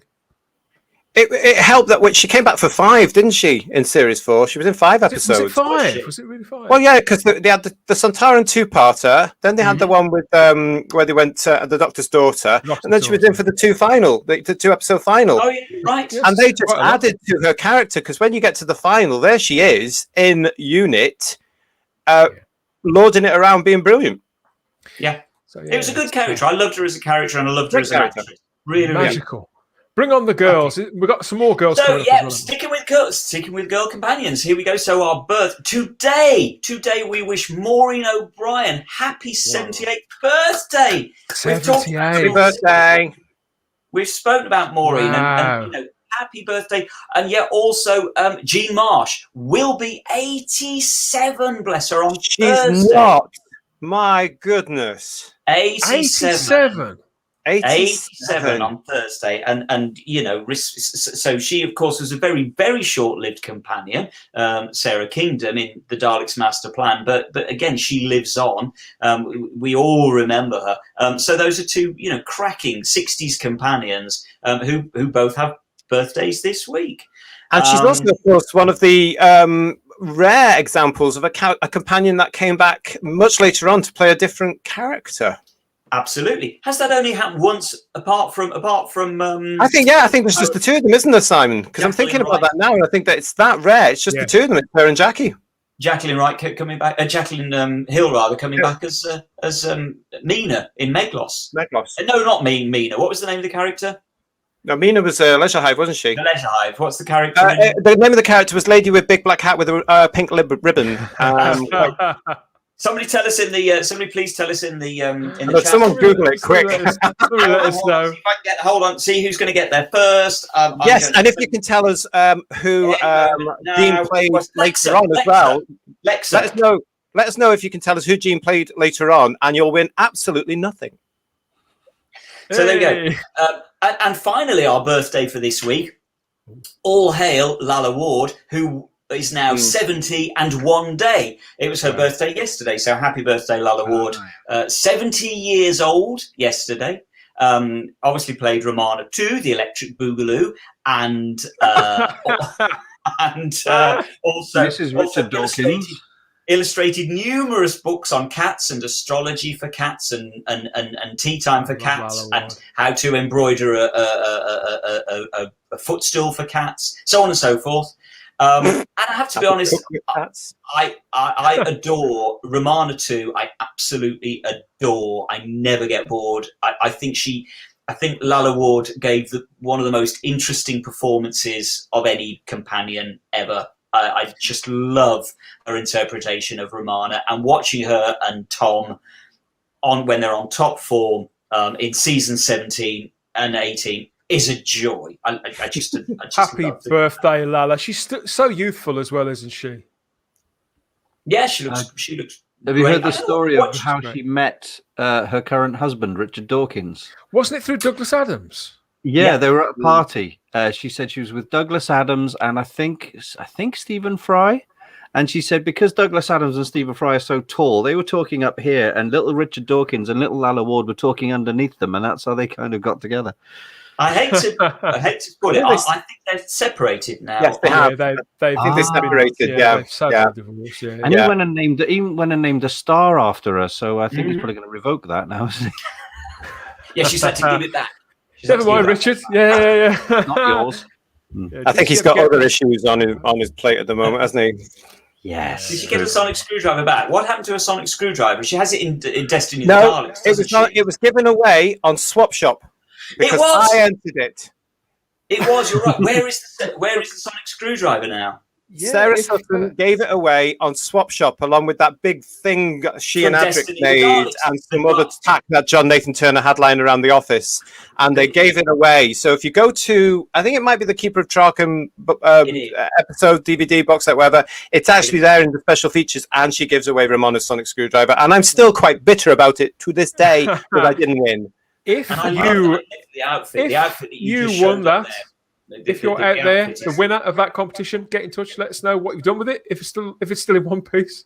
I know that somebody out there owns that pink outfit from Destiny of the Daleks, don't they? There was an article about it in one of the magazines recently, and he owns. I mean, all hail! I love that outfit. Well, it was one of the costumes that was sold off by the BBC, wasn't it? But you know what? I think I saw it. Didn't you go along late? I don't know. I actually think I saw it real recently. I think it was in the 50th anniversary exhibition with a lot of the I don't know. I might be wrong, but I have seen it somewhere recently. So it's obviously that they may be allowing it out occasionally. Yeah, but I love that outfit. Anyway, moving on. Tomorrow is sadly we mark the passing of a couple of absolute heavyweights from Doctor Who. In 2015, we lost Edward Burnham, who was 98 when he passed on, Professor Watkins in The Invasion, and my favourite Professor Kettlewell in Robot. He's a joy. He did a good line in Professors, didn't he? He's got the hair for it. Well, look at his mad hair. He was never going to play anything other than Mad Professors, was he? And in 2019, we also lost Glyn Houston. He was 93. He had a good old innings at 93. Two, again, of my favourite characters, Professor Watson in The Hand of Fear and Colonel Wolsey in The Awakening. Oh, yeah, I love that. Love The Awakening. Great character actors. Absolute respect to them. What they did with very small parts, brilliant. All credit to them. And to really sort of the faces that turned up over and over again, weren't they, Terry, in TV in the 70s and the 80s? You saw them in everything.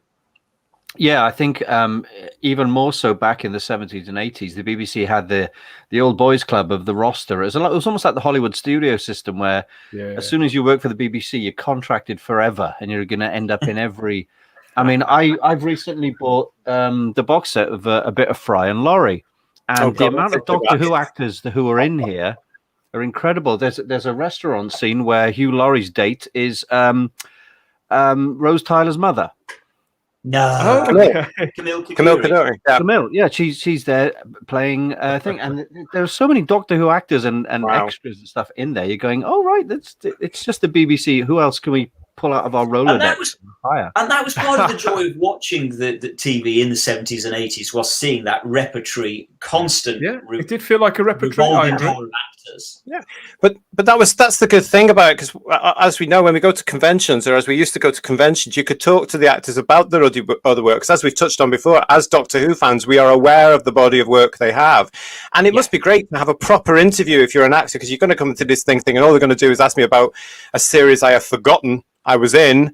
Oh, but actually, you were this and this and this and this. And I know from my experience of interviewing certain ones, it's a breath of fresh air for them, because they go, "Oh my god, yeah, I was in there actually. Yeah, let's talk about that for a minute." You know, or you can say, "Right, give us the gossip on blah blah."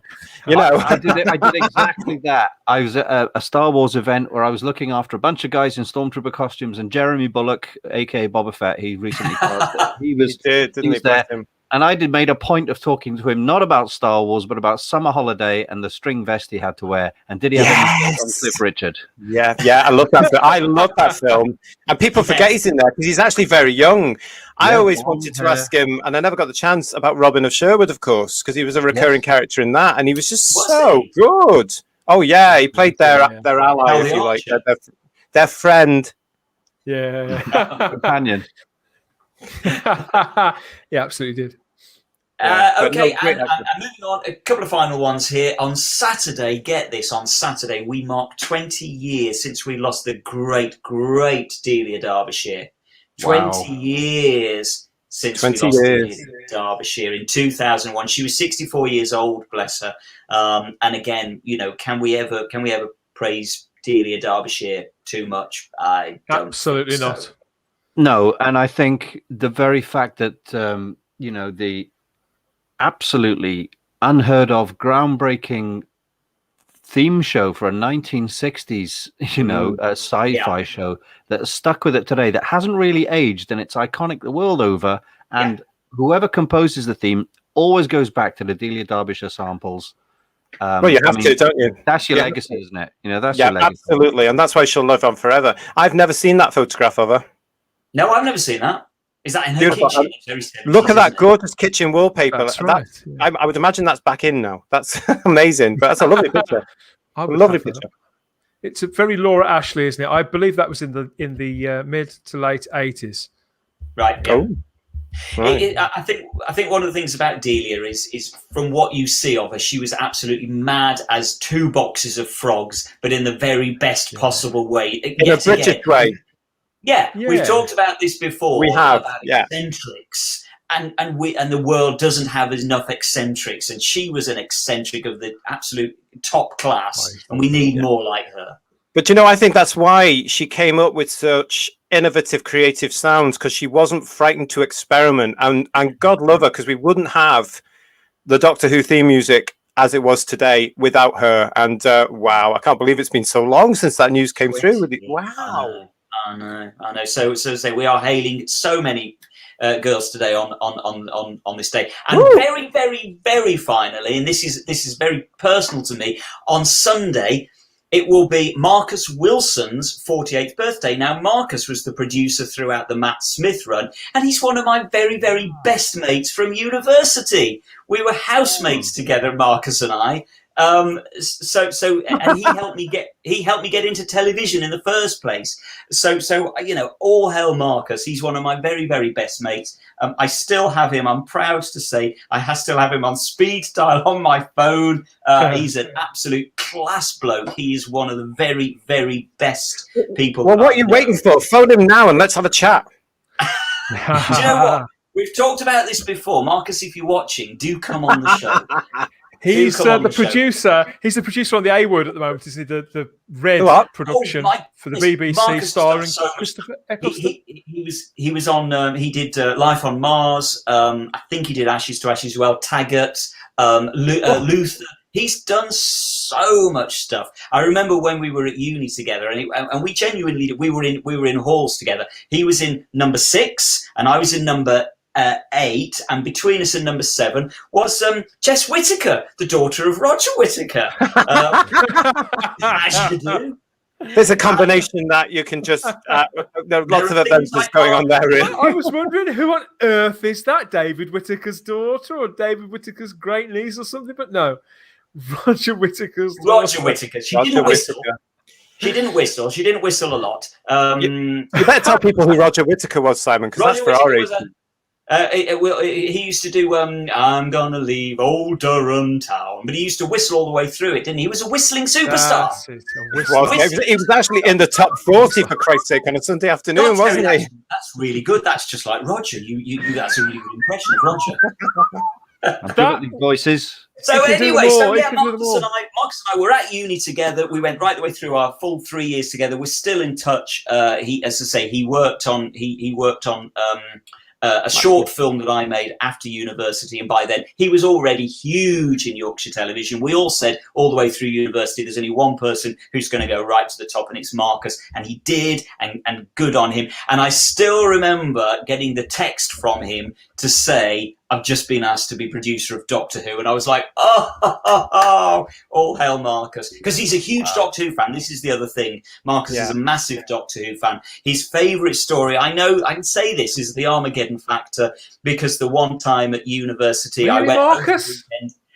He loves the Armageddon Factor. The one time I went home for the weekend and I left him with my portable television and my VCR, as it was back in the day, and all my Doctor Who tapes, and he just crammed these Doctor Who tapes through the weekend. Of which, okay, we're old enough to have heard of him. There you go, Roger Whittaker. I'm assuming Vanessa there. This is great, Simon. I'm actually now just putting down some questions for Marcus here. Is it true that... and tell us about the allegation of... He's a lovely bloke, and I love him to bits, and all respect to Marcus. So we're going to get you on the show. Happy birthday, Marcus. Yeah, I think from all of us here at Type 40, Marcus, a very happy birthday to you, sir. Come and have a chat to us here. We're pretty harmless most of the time. We've got to talk about the Armageddon Factor. Really? Yeah, happy birthday, my friend. Good stuff, Simon. Well, thanks for that. There was something for everybody in there. And old and new, classic and new, I should say. But now we're going to come back to the 21st century. Brace yourself, JT, and anybody else.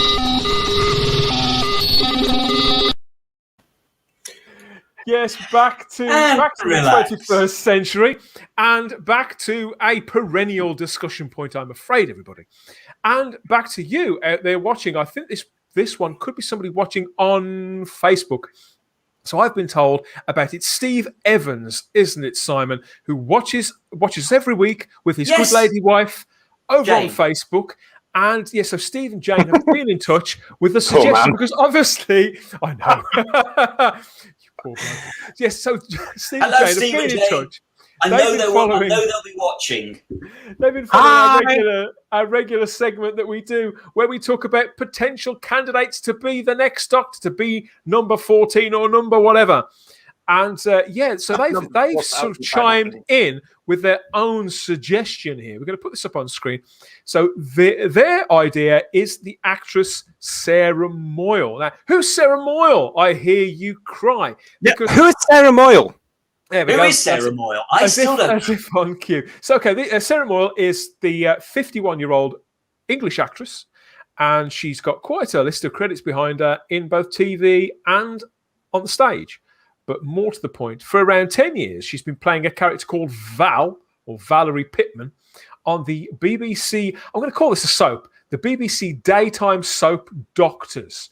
Now, it's a funny kind of soap, because it's obviously a medical thing. It takes place in this surgery. I think they strip it across the week. It's on at least 4 days out of 5. My mother loves this show, and she plays this character of Val, who's a very eccentric receptionist character and quite dotty.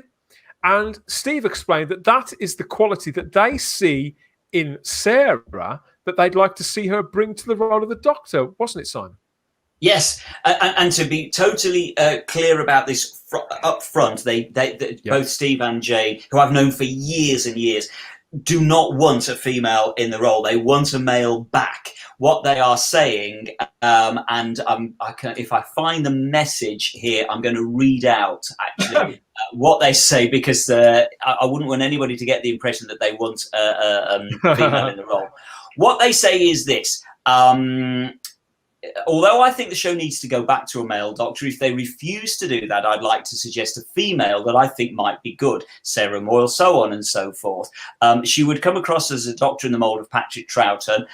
She has, here we go, Moyle has charisma, personality and acting ability in exactly the same way that Jodie doesn't. She's not young, but companions should be the identity figures for the younger people in the audience, like in the old days. In other words, we need to go back to a more mature actor for the part. So they're basically supporting the idea of Steve and Jane really want to see back as a male, but they're saying if they refuse to do that, we need a female actor with the kind of gravitas that certain other people haven't got.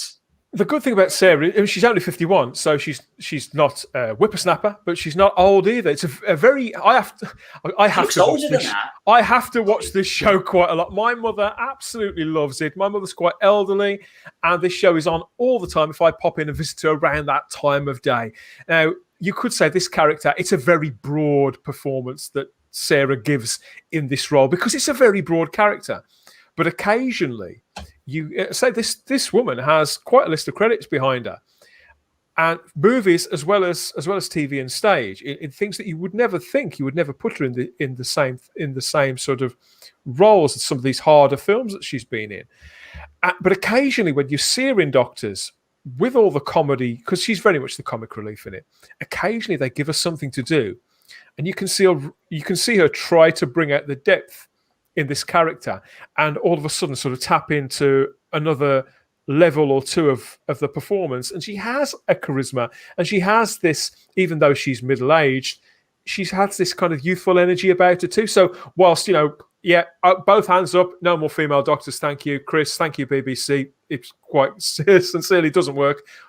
If they are insist on casting more women in this male role, then somebody like Sarah, right under their nose, the audience is actually like her, then she'd be a better fit for it than certain other people. Yeah. So thank you for that suggestion, Steve and Jane. Terry, if you, for example, Sarah Moyle or a lady of her age, just to say it out there, who would the companion stroke friend assistant be?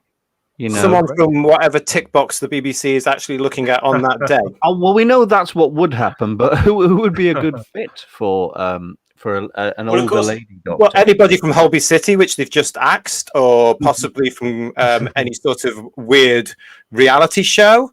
Oh, but definitely somebody from a tick box. So take your pick. Thing is, and certainly what Steve and Jane are saying, which I really do agree with, is that the companions are the younger ones. They're the ones that the audience identifies with, and the Doctor is the older. But I personally think that is the correct mix. That's how it should be. So yeah, you go for younger companions to go with her.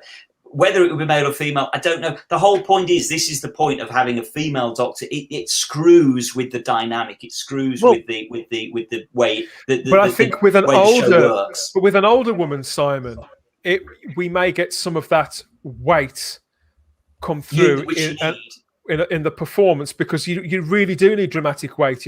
We see that a little, and it is only a tiny amount, because she's hardly been on screen, despite people's excitement for Jo Martin. She's hardly been on screen. You can see at least she has the capability of doing that. I think she's around the same age.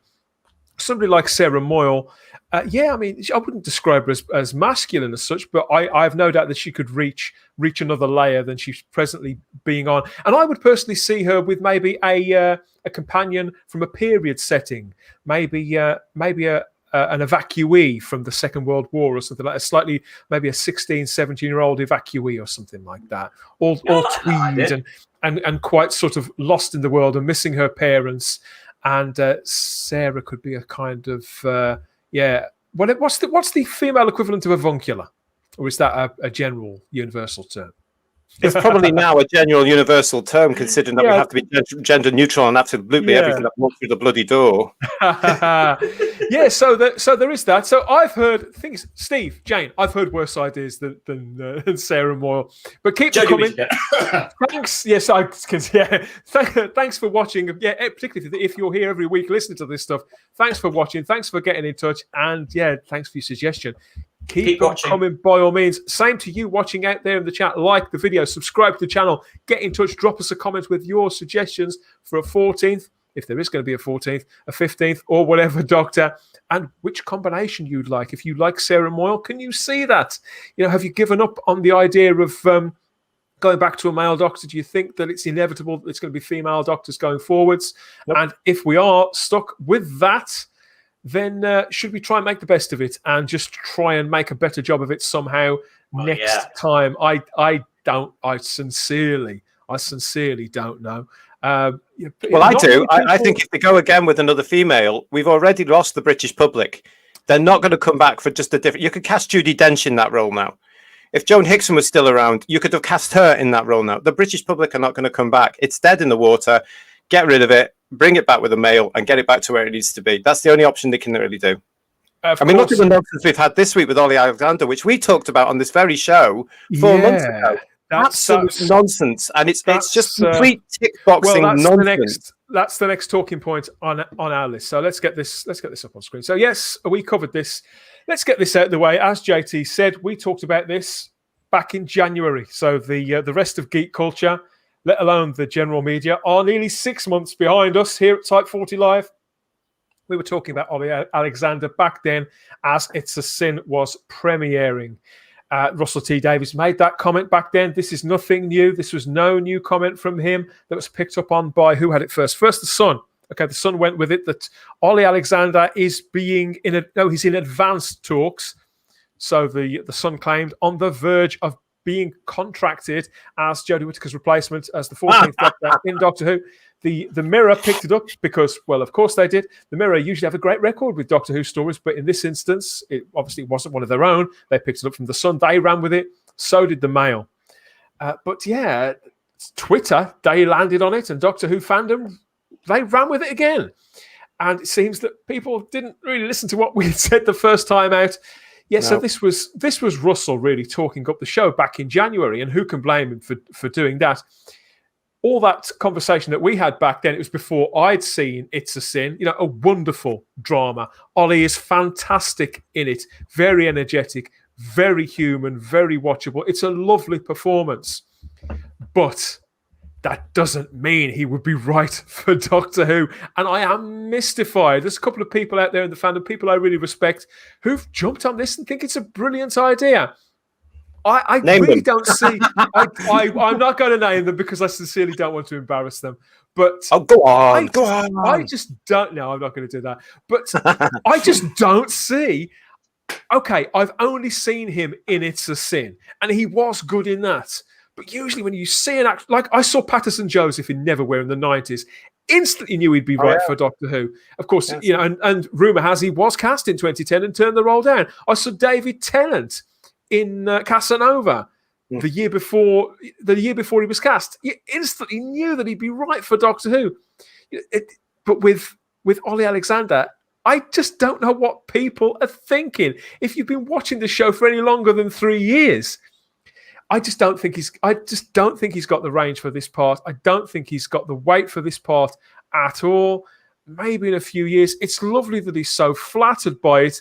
And of course, it's better to be talked about than not at all. I think that there's no such thing as bad publicity or whatever, however you want to term it. People were talking about Doctor Who again, but this is the only time that people get energized talking about Doctor Who when they can sort of mentally speed the passing of the current era. Simon, what do you think? Yeah, the thing that always strikes me with these stories, whenever we're talking about, and Ollie Alexander is constantly being touted as the next Doctor Who, and the only thing that strikes me is how do the actors themselves feel? How does Ollie Alexander feel? Is he just kind of gutted? Is he sick to the back teeth of people talking about him when he knows he's not the Doctor? And is the Doctor Who production team in this kind of embarrassing situation of having to phone Ollie up and say, "Look, I'm really sorry, but no, you're not on our list." I've often thought how this dynamic work plays out. There was a comment in the chat a moment ago. I'm trying to find it again. Where ask Chris Marshall about that.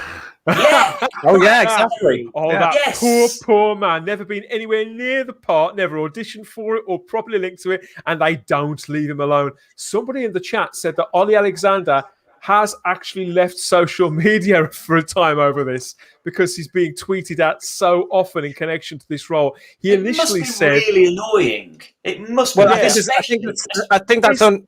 I think that's only partly true, Dan. There is another element which is political, which may have also expand on that if you like.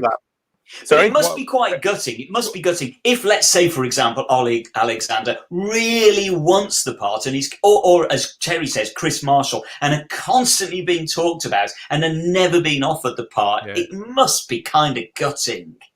So when you say political there, JT, do you want to expand on that? What do you mean by that? I better not on this show because we're not the forum that deals with all the guffaw and the guff and the nonsense that goes on. But part of it is in our fandom. So I think we all know what we're talking about there. It's the tick box brigade, and Ollie is very much part of that tick box brigade now. Yeah. So, saying certain things that are controversial at this time when they shouldn't be, because common sense would overrule any nonsense. Because he's not. This is a man who. I'm not an expert on Ollie Alexander. You know, I know that he's the frontman of the band years and years. You know, and I know somebody who loves their music and has for a few years. But they were big around 5 years ago. This man, he dresses quite flamboyantly sometimes when he's on the red carpet because, well, of course he does. And he's only 30. Of course he does. He's a 30-year-old pop star. You want your pop stars to dress and act like this. But only recently, though, Dan. But he's not, when you said political, what I wondered about was he's not a highly politicized figure, is he? This is a man who creates his music, goes out and performs it, takes acting roles now and again. He interacts with his audience to some degree, but he's not an activist type, is he? When we say political, he's a star, really, and seems to just be focused on his creativity. And I would imagine it's quite flattering for him, all this, but he's not a controversial figure, is he? He's not, no, but we all know on Twitter you can say certain things. And nowadays, of course, you're either going to be on one side or you're going to be on the other side. And there's no divide, there's no talk, there's no discussion. And he's very much on a particular side. I don't know how else to say it, but you know, people. But you know, that's how Twitter works now. You won't find this man on Twitter getting into fights with the people who download his songs and things like that. This is a guy who keeps a distance between his public persona and his private life. That's kind of what. And that's why he may have taken that. Might be part of the reason why he's taken a break from all this stuff that goes on, as we all know on Twitter now. Yeah. Gotcha. But of course, what we are saying, and I think maybe you're sort of skirting around this one, JT, is that if, for example, Ollie Alexander was to be cast, forever he would be the first gay Doctor Who. We know that would be rammed down our throat, if you'll pardon the expression, forevermore. And that just you know, really, I'm rankled for the second time in one episode. That rankles with me. Absolutely. Well, this is what got me about this whole nonsense. I mean, we did go through all this back in January of 2021. There's a whole show there, guys. Go and look at it if you missed it. And here it is again. Now, what we've got to remember in the United Kingdom is the Sunday tabloids. In fact, the journalists, what they do, hi to the journalists, because they're probably watching us now. And what they do is they go through all, especially with Doctor Who, they do go through fan boards and they do go through message boards. And they go through shows like this. They are active and they mine Gallifrey base for Doctor Who stories. I've seen that happen with my own two eyes. Yeah, and they'll watch things like this and then they'll say, oh, we've got space that needs fill in our paper, especially on a Sunday paper. Not that you haven't got anything more important to be reporting on right now, people. You know, but they put it into the paper and then it comes around again. And it's and what got me about this whole thing again, because I just thought, oh, here it is, how nonsense, is it took me right back to where the show was in the 80s when they were coming up things like Paul Daniels is the Doctor. Yeah. You know, Ken Dodd's going to be the Doctor. Well, back there again, it's a joke. I mean, it's a joke again, though. We're looking at all these names of actors without gravitas or without any top. And again, now we've got the tick box element. But gone are the days where Christopher Eccleston is the new Doctor Who. That's gone. And we are now looking at things that make you sit up and pay attention. We've got a nice comment here from Problem Being in the chat, just to finish off with that. I'm sure Ollie is absolutely lovely and he is talented. Sure he is. But the headline proved the tokenizing that we see there. Have you got anybody at the top of your wish list, Terry? People you've got on your eye on for you who you'd like to see cast as, if not the next Doctor, then the one after? I do.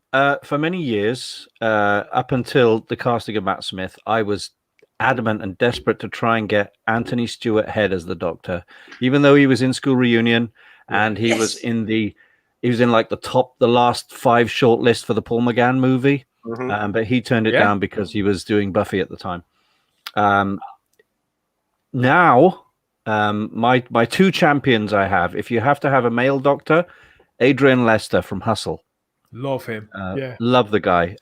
Really, he's a Shakespearean actor. And he wants the part as well. He's campaigned for the part before. Well, yes. I did a Photoshop job a few years ago, before Matt Smith got cast, actually, and I put him in a purple suit with white trim and stuff on it, and put a TARDIS in the background, put some lens flares on it, and I sent it to him, and he said, "Oh, I love that. I love what you've done with the suit, etc." Really? And I said, "Are you gonna be doing that?" And he said, "No, I've got to go mad and kill the wife first," which means he was doing a run of Othello. But he said, "I'd absolutely love to do it." And the other person, if we wanted to go with another female doctor, I mean, I was saying this just before, when there was the rumors that we're going to go with a female doctor, which was kind of confirmed by Missy being, cast. I was like, Catherine Parkinson from the It Crowd. She's been in Humans.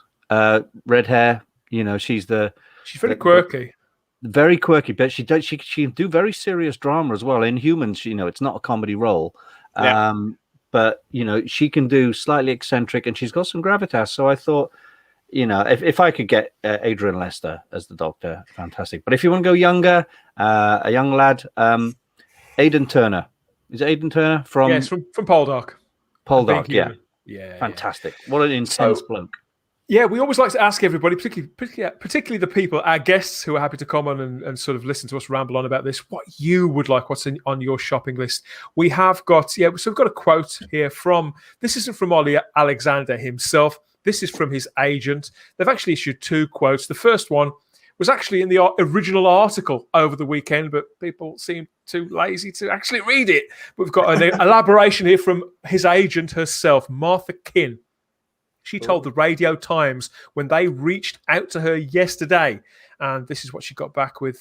She says that even though Ollie is often contacted by Cybermen, I'm afraid I have to exterminate this speculation. As nice as it is to see interest in this story regenerate, so she knew that it's done the rounds before, it just isn't true. As ood as it may sound, Ollie is focusing on his music for the time being. Oh, good. I hope that means we're going to get another album, because it's well overdue. I think there is a new album due from years and years in the not too distant future. Yeah. So, all you Ollie fans out there, I wouldn't hold your breath waiting for Ollie to play the Doctor. Myself, I know Russell's very keen on him in the role, but I don't know if he is. I think he's just done that because it's Russell T Davies plugging his own show and being a little bit of a troublemaker. I don't blame him for that at all. I don't think we're missing any great Doctor there. Unlike Patterson Joseph, who I'd still love to play the role, and I'd love to see Adrian Lester play it as well. People responding in the chat here to some of these suggestions. Adrian Lester's gone down very well, and so has Jen from the IT crowd, Catherine Parkinson. People like that. Luke Treadaway, another suggestion. Yes. Problem being mentions Luke Treadaway every time we talk about this, and Luke Treadaway is great. Quite well, he's a brilliant actor. We've got Mark Warren, the suggestion of Alex Storer there. I can see that the older that Mark Warren gets, the craggier he gets, and the more doctorish I think he appears. He recently played Van der Valk for ITV, didn't he, Simon? Did he? Yeah.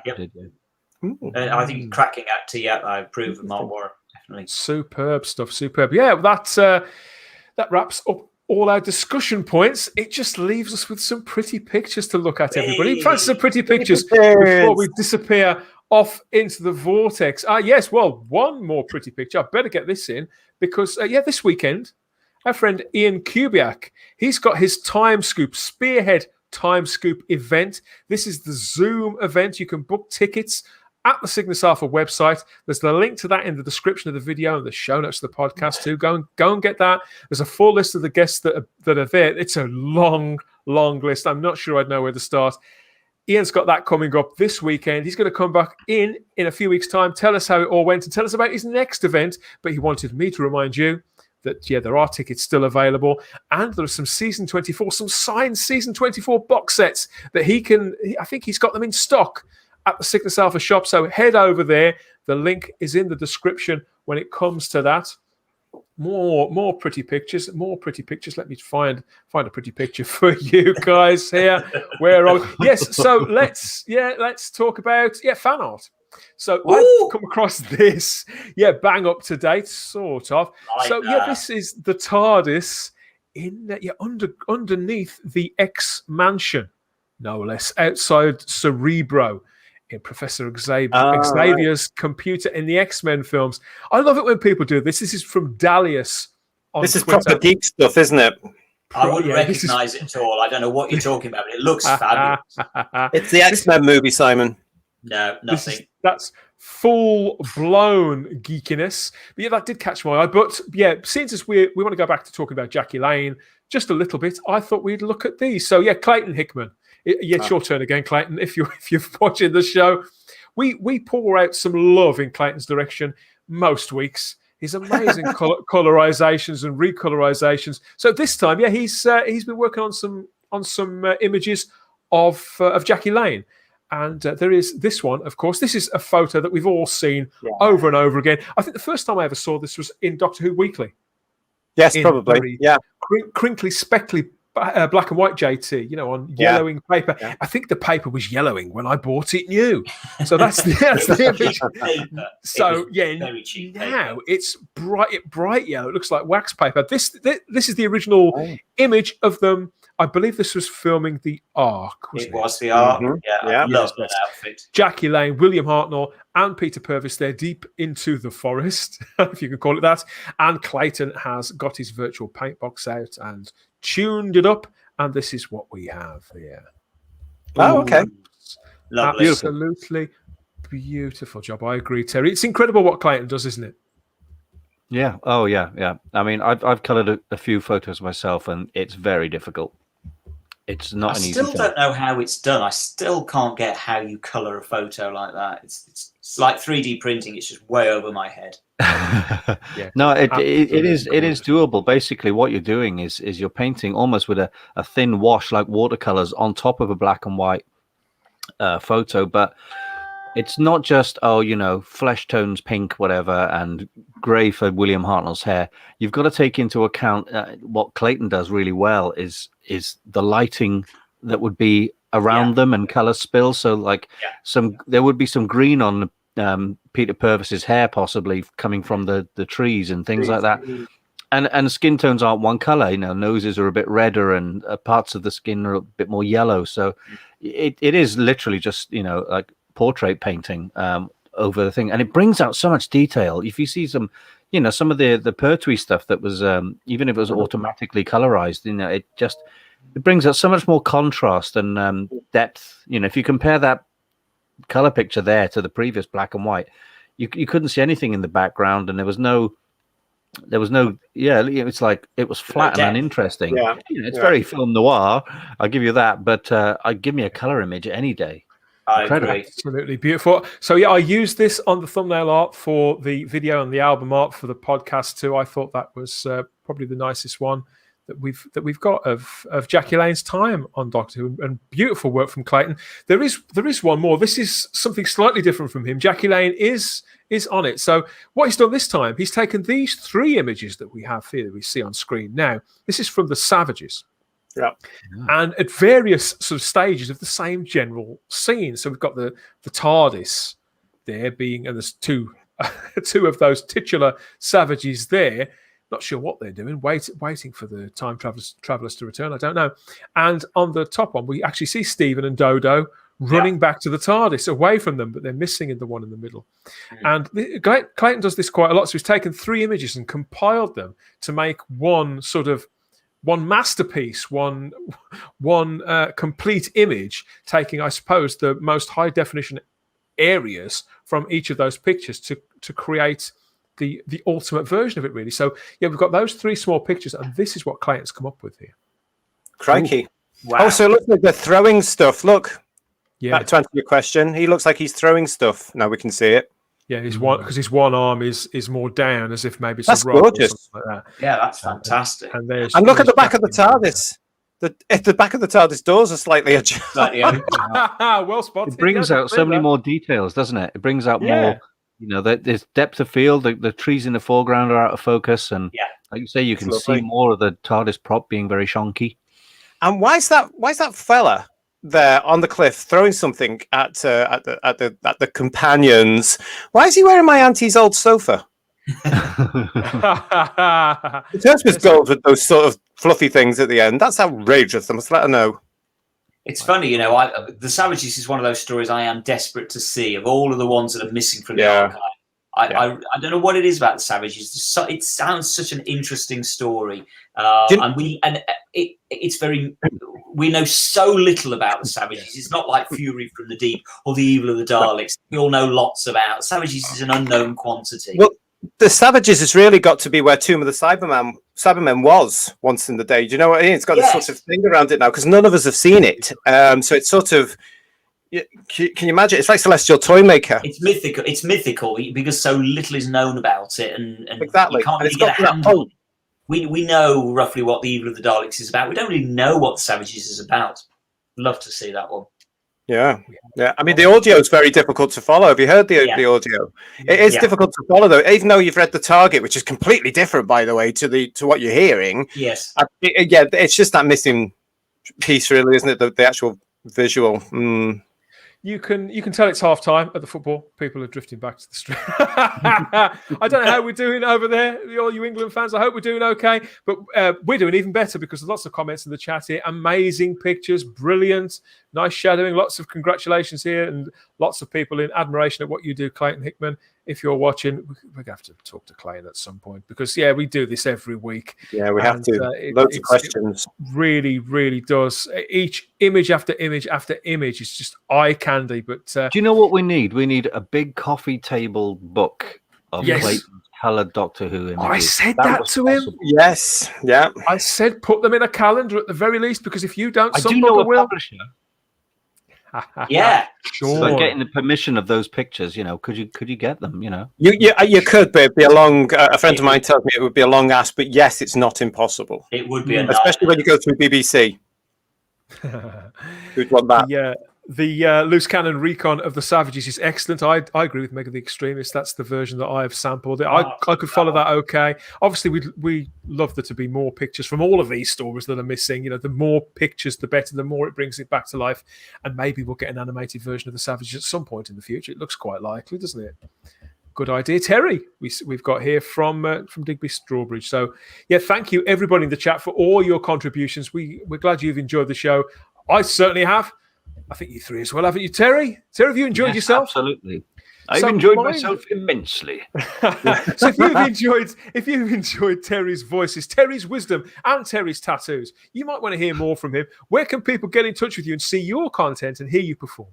I have got 1 million Instagram accounts. My main Instagram account is Terry R. Cooper. I've got another one called my.first.tardis. Which is chronicling the building of my full-size police box. And my YouTube channel is called Terry on Tuesday. So every Tuesday, I'm mostly talking about building my full-size Marvin the Paranoid Android, now a Dalek that I'm building, and all sorts of other stuff going on there. Okay, so Terry, I have to ask you, which version of the police box are you doing? It's going to be. It's going to be a little bit of a hybrid, but mostly Paul McGann. The Richard Houdelin box or Houdelin box, or you want to call it. But I think I'm going to put white window frames on it. It's going to be a very, very dark blue with white window frames. I know. That's a little Peter Cushing-y, isn't it? So, I'm also having, the 6 windows. I'm having the center lower panels in blue, like a Metropolitan Police box. Never seen. Did Paul McGann's have the no, actually, it didn't, did I? No. Some the Metropolitan box, the Met box. Yeah, I think it's the original Metropolitan box has the blue. Yeah, that's right. Yeah. So I'm going for that. Good. I have pictures of that. I also have to ask. There are. I've done mock-ups of it in place in my garden using Photoshop, showing what it's going to look like, so you can steal it.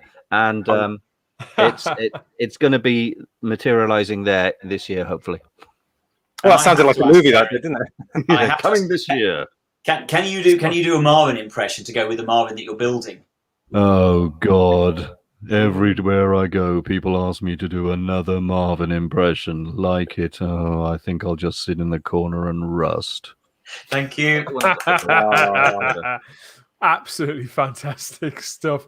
We need more of that. Yes, you can hear Terry and Chris talk about their adventures with Black Glove Studio, all the things that they've done so far, and the things that are coming in the future too. You can hear that over on the Type 40 podcast. If you go and check out the playlists on this very channel, or over on the type40.podbean.com feed, our dedicated feed for Type 40, a Doctor Who podcast. So you can find that on Spotify, TuneIn, Google Play, Apple Podcasts, iHeartRadio, Stitcher, you name it. Or over here in the playlists. So that's the podcast that we put out for the Fandom Podcast Network. Another episode's coming in a couple of days, come to think of it. Failing that, if you prefer to see us or you can't bear to be without us for a couple of days, there are more of these streams. If this was your first live stream with us, the good news is there's over 20 others. You can catch them too on the channel. The Type 40 Live playlist, Season 1 and Season 2 that we've recorded here, all preserved to enjoy over and over again. With us and our guests, all the regular panelists, Ian, the Mega Geek, Diaz, Starry-Eyed Girl, Barnaby Jago, you name it. There's more of them that you could possibly handle. And lots of our other guests too, like Alex Storer, he's been on. Bob Baker and Paul Tams from Official K9, they've been on. Gary Beekler from Nerdrotic, our friend Nerdrotic. And lots more people. And I'm sure we've got some... Actually, I know we've got some really exciting guests to come up in the second half of this run when we come back in a few weeks' time. We've got one more show next week before we take a little bit of a break. And that's when we'll be dropping out our competition. So there'll be more on that next week. Yeah, but that is it for now, everybody. What do you think? Was that good? Yeah. Oh, okay. He's had his say. But we do hope that you've enjoyed it. Yeah, please like the video. Subscribe to the channel if you haven't already. You don't want to miss the next time that we go live, and hit the little bell that notifies you when the next videos arrive on YouTube. But yeah, thank you everybody for your company. Gentlemen, thanks for joining me. Terry, thanks for joining our silliness. We'd love to have you back at some point in the future, and we'll make sure that all your links go out to people. Absolutely. Have a great time. Yeah, brilliant stuff. Enjoy the rest of your week, everybody. Let us know how England get on. That's it from us now. Bye-bye. Bye.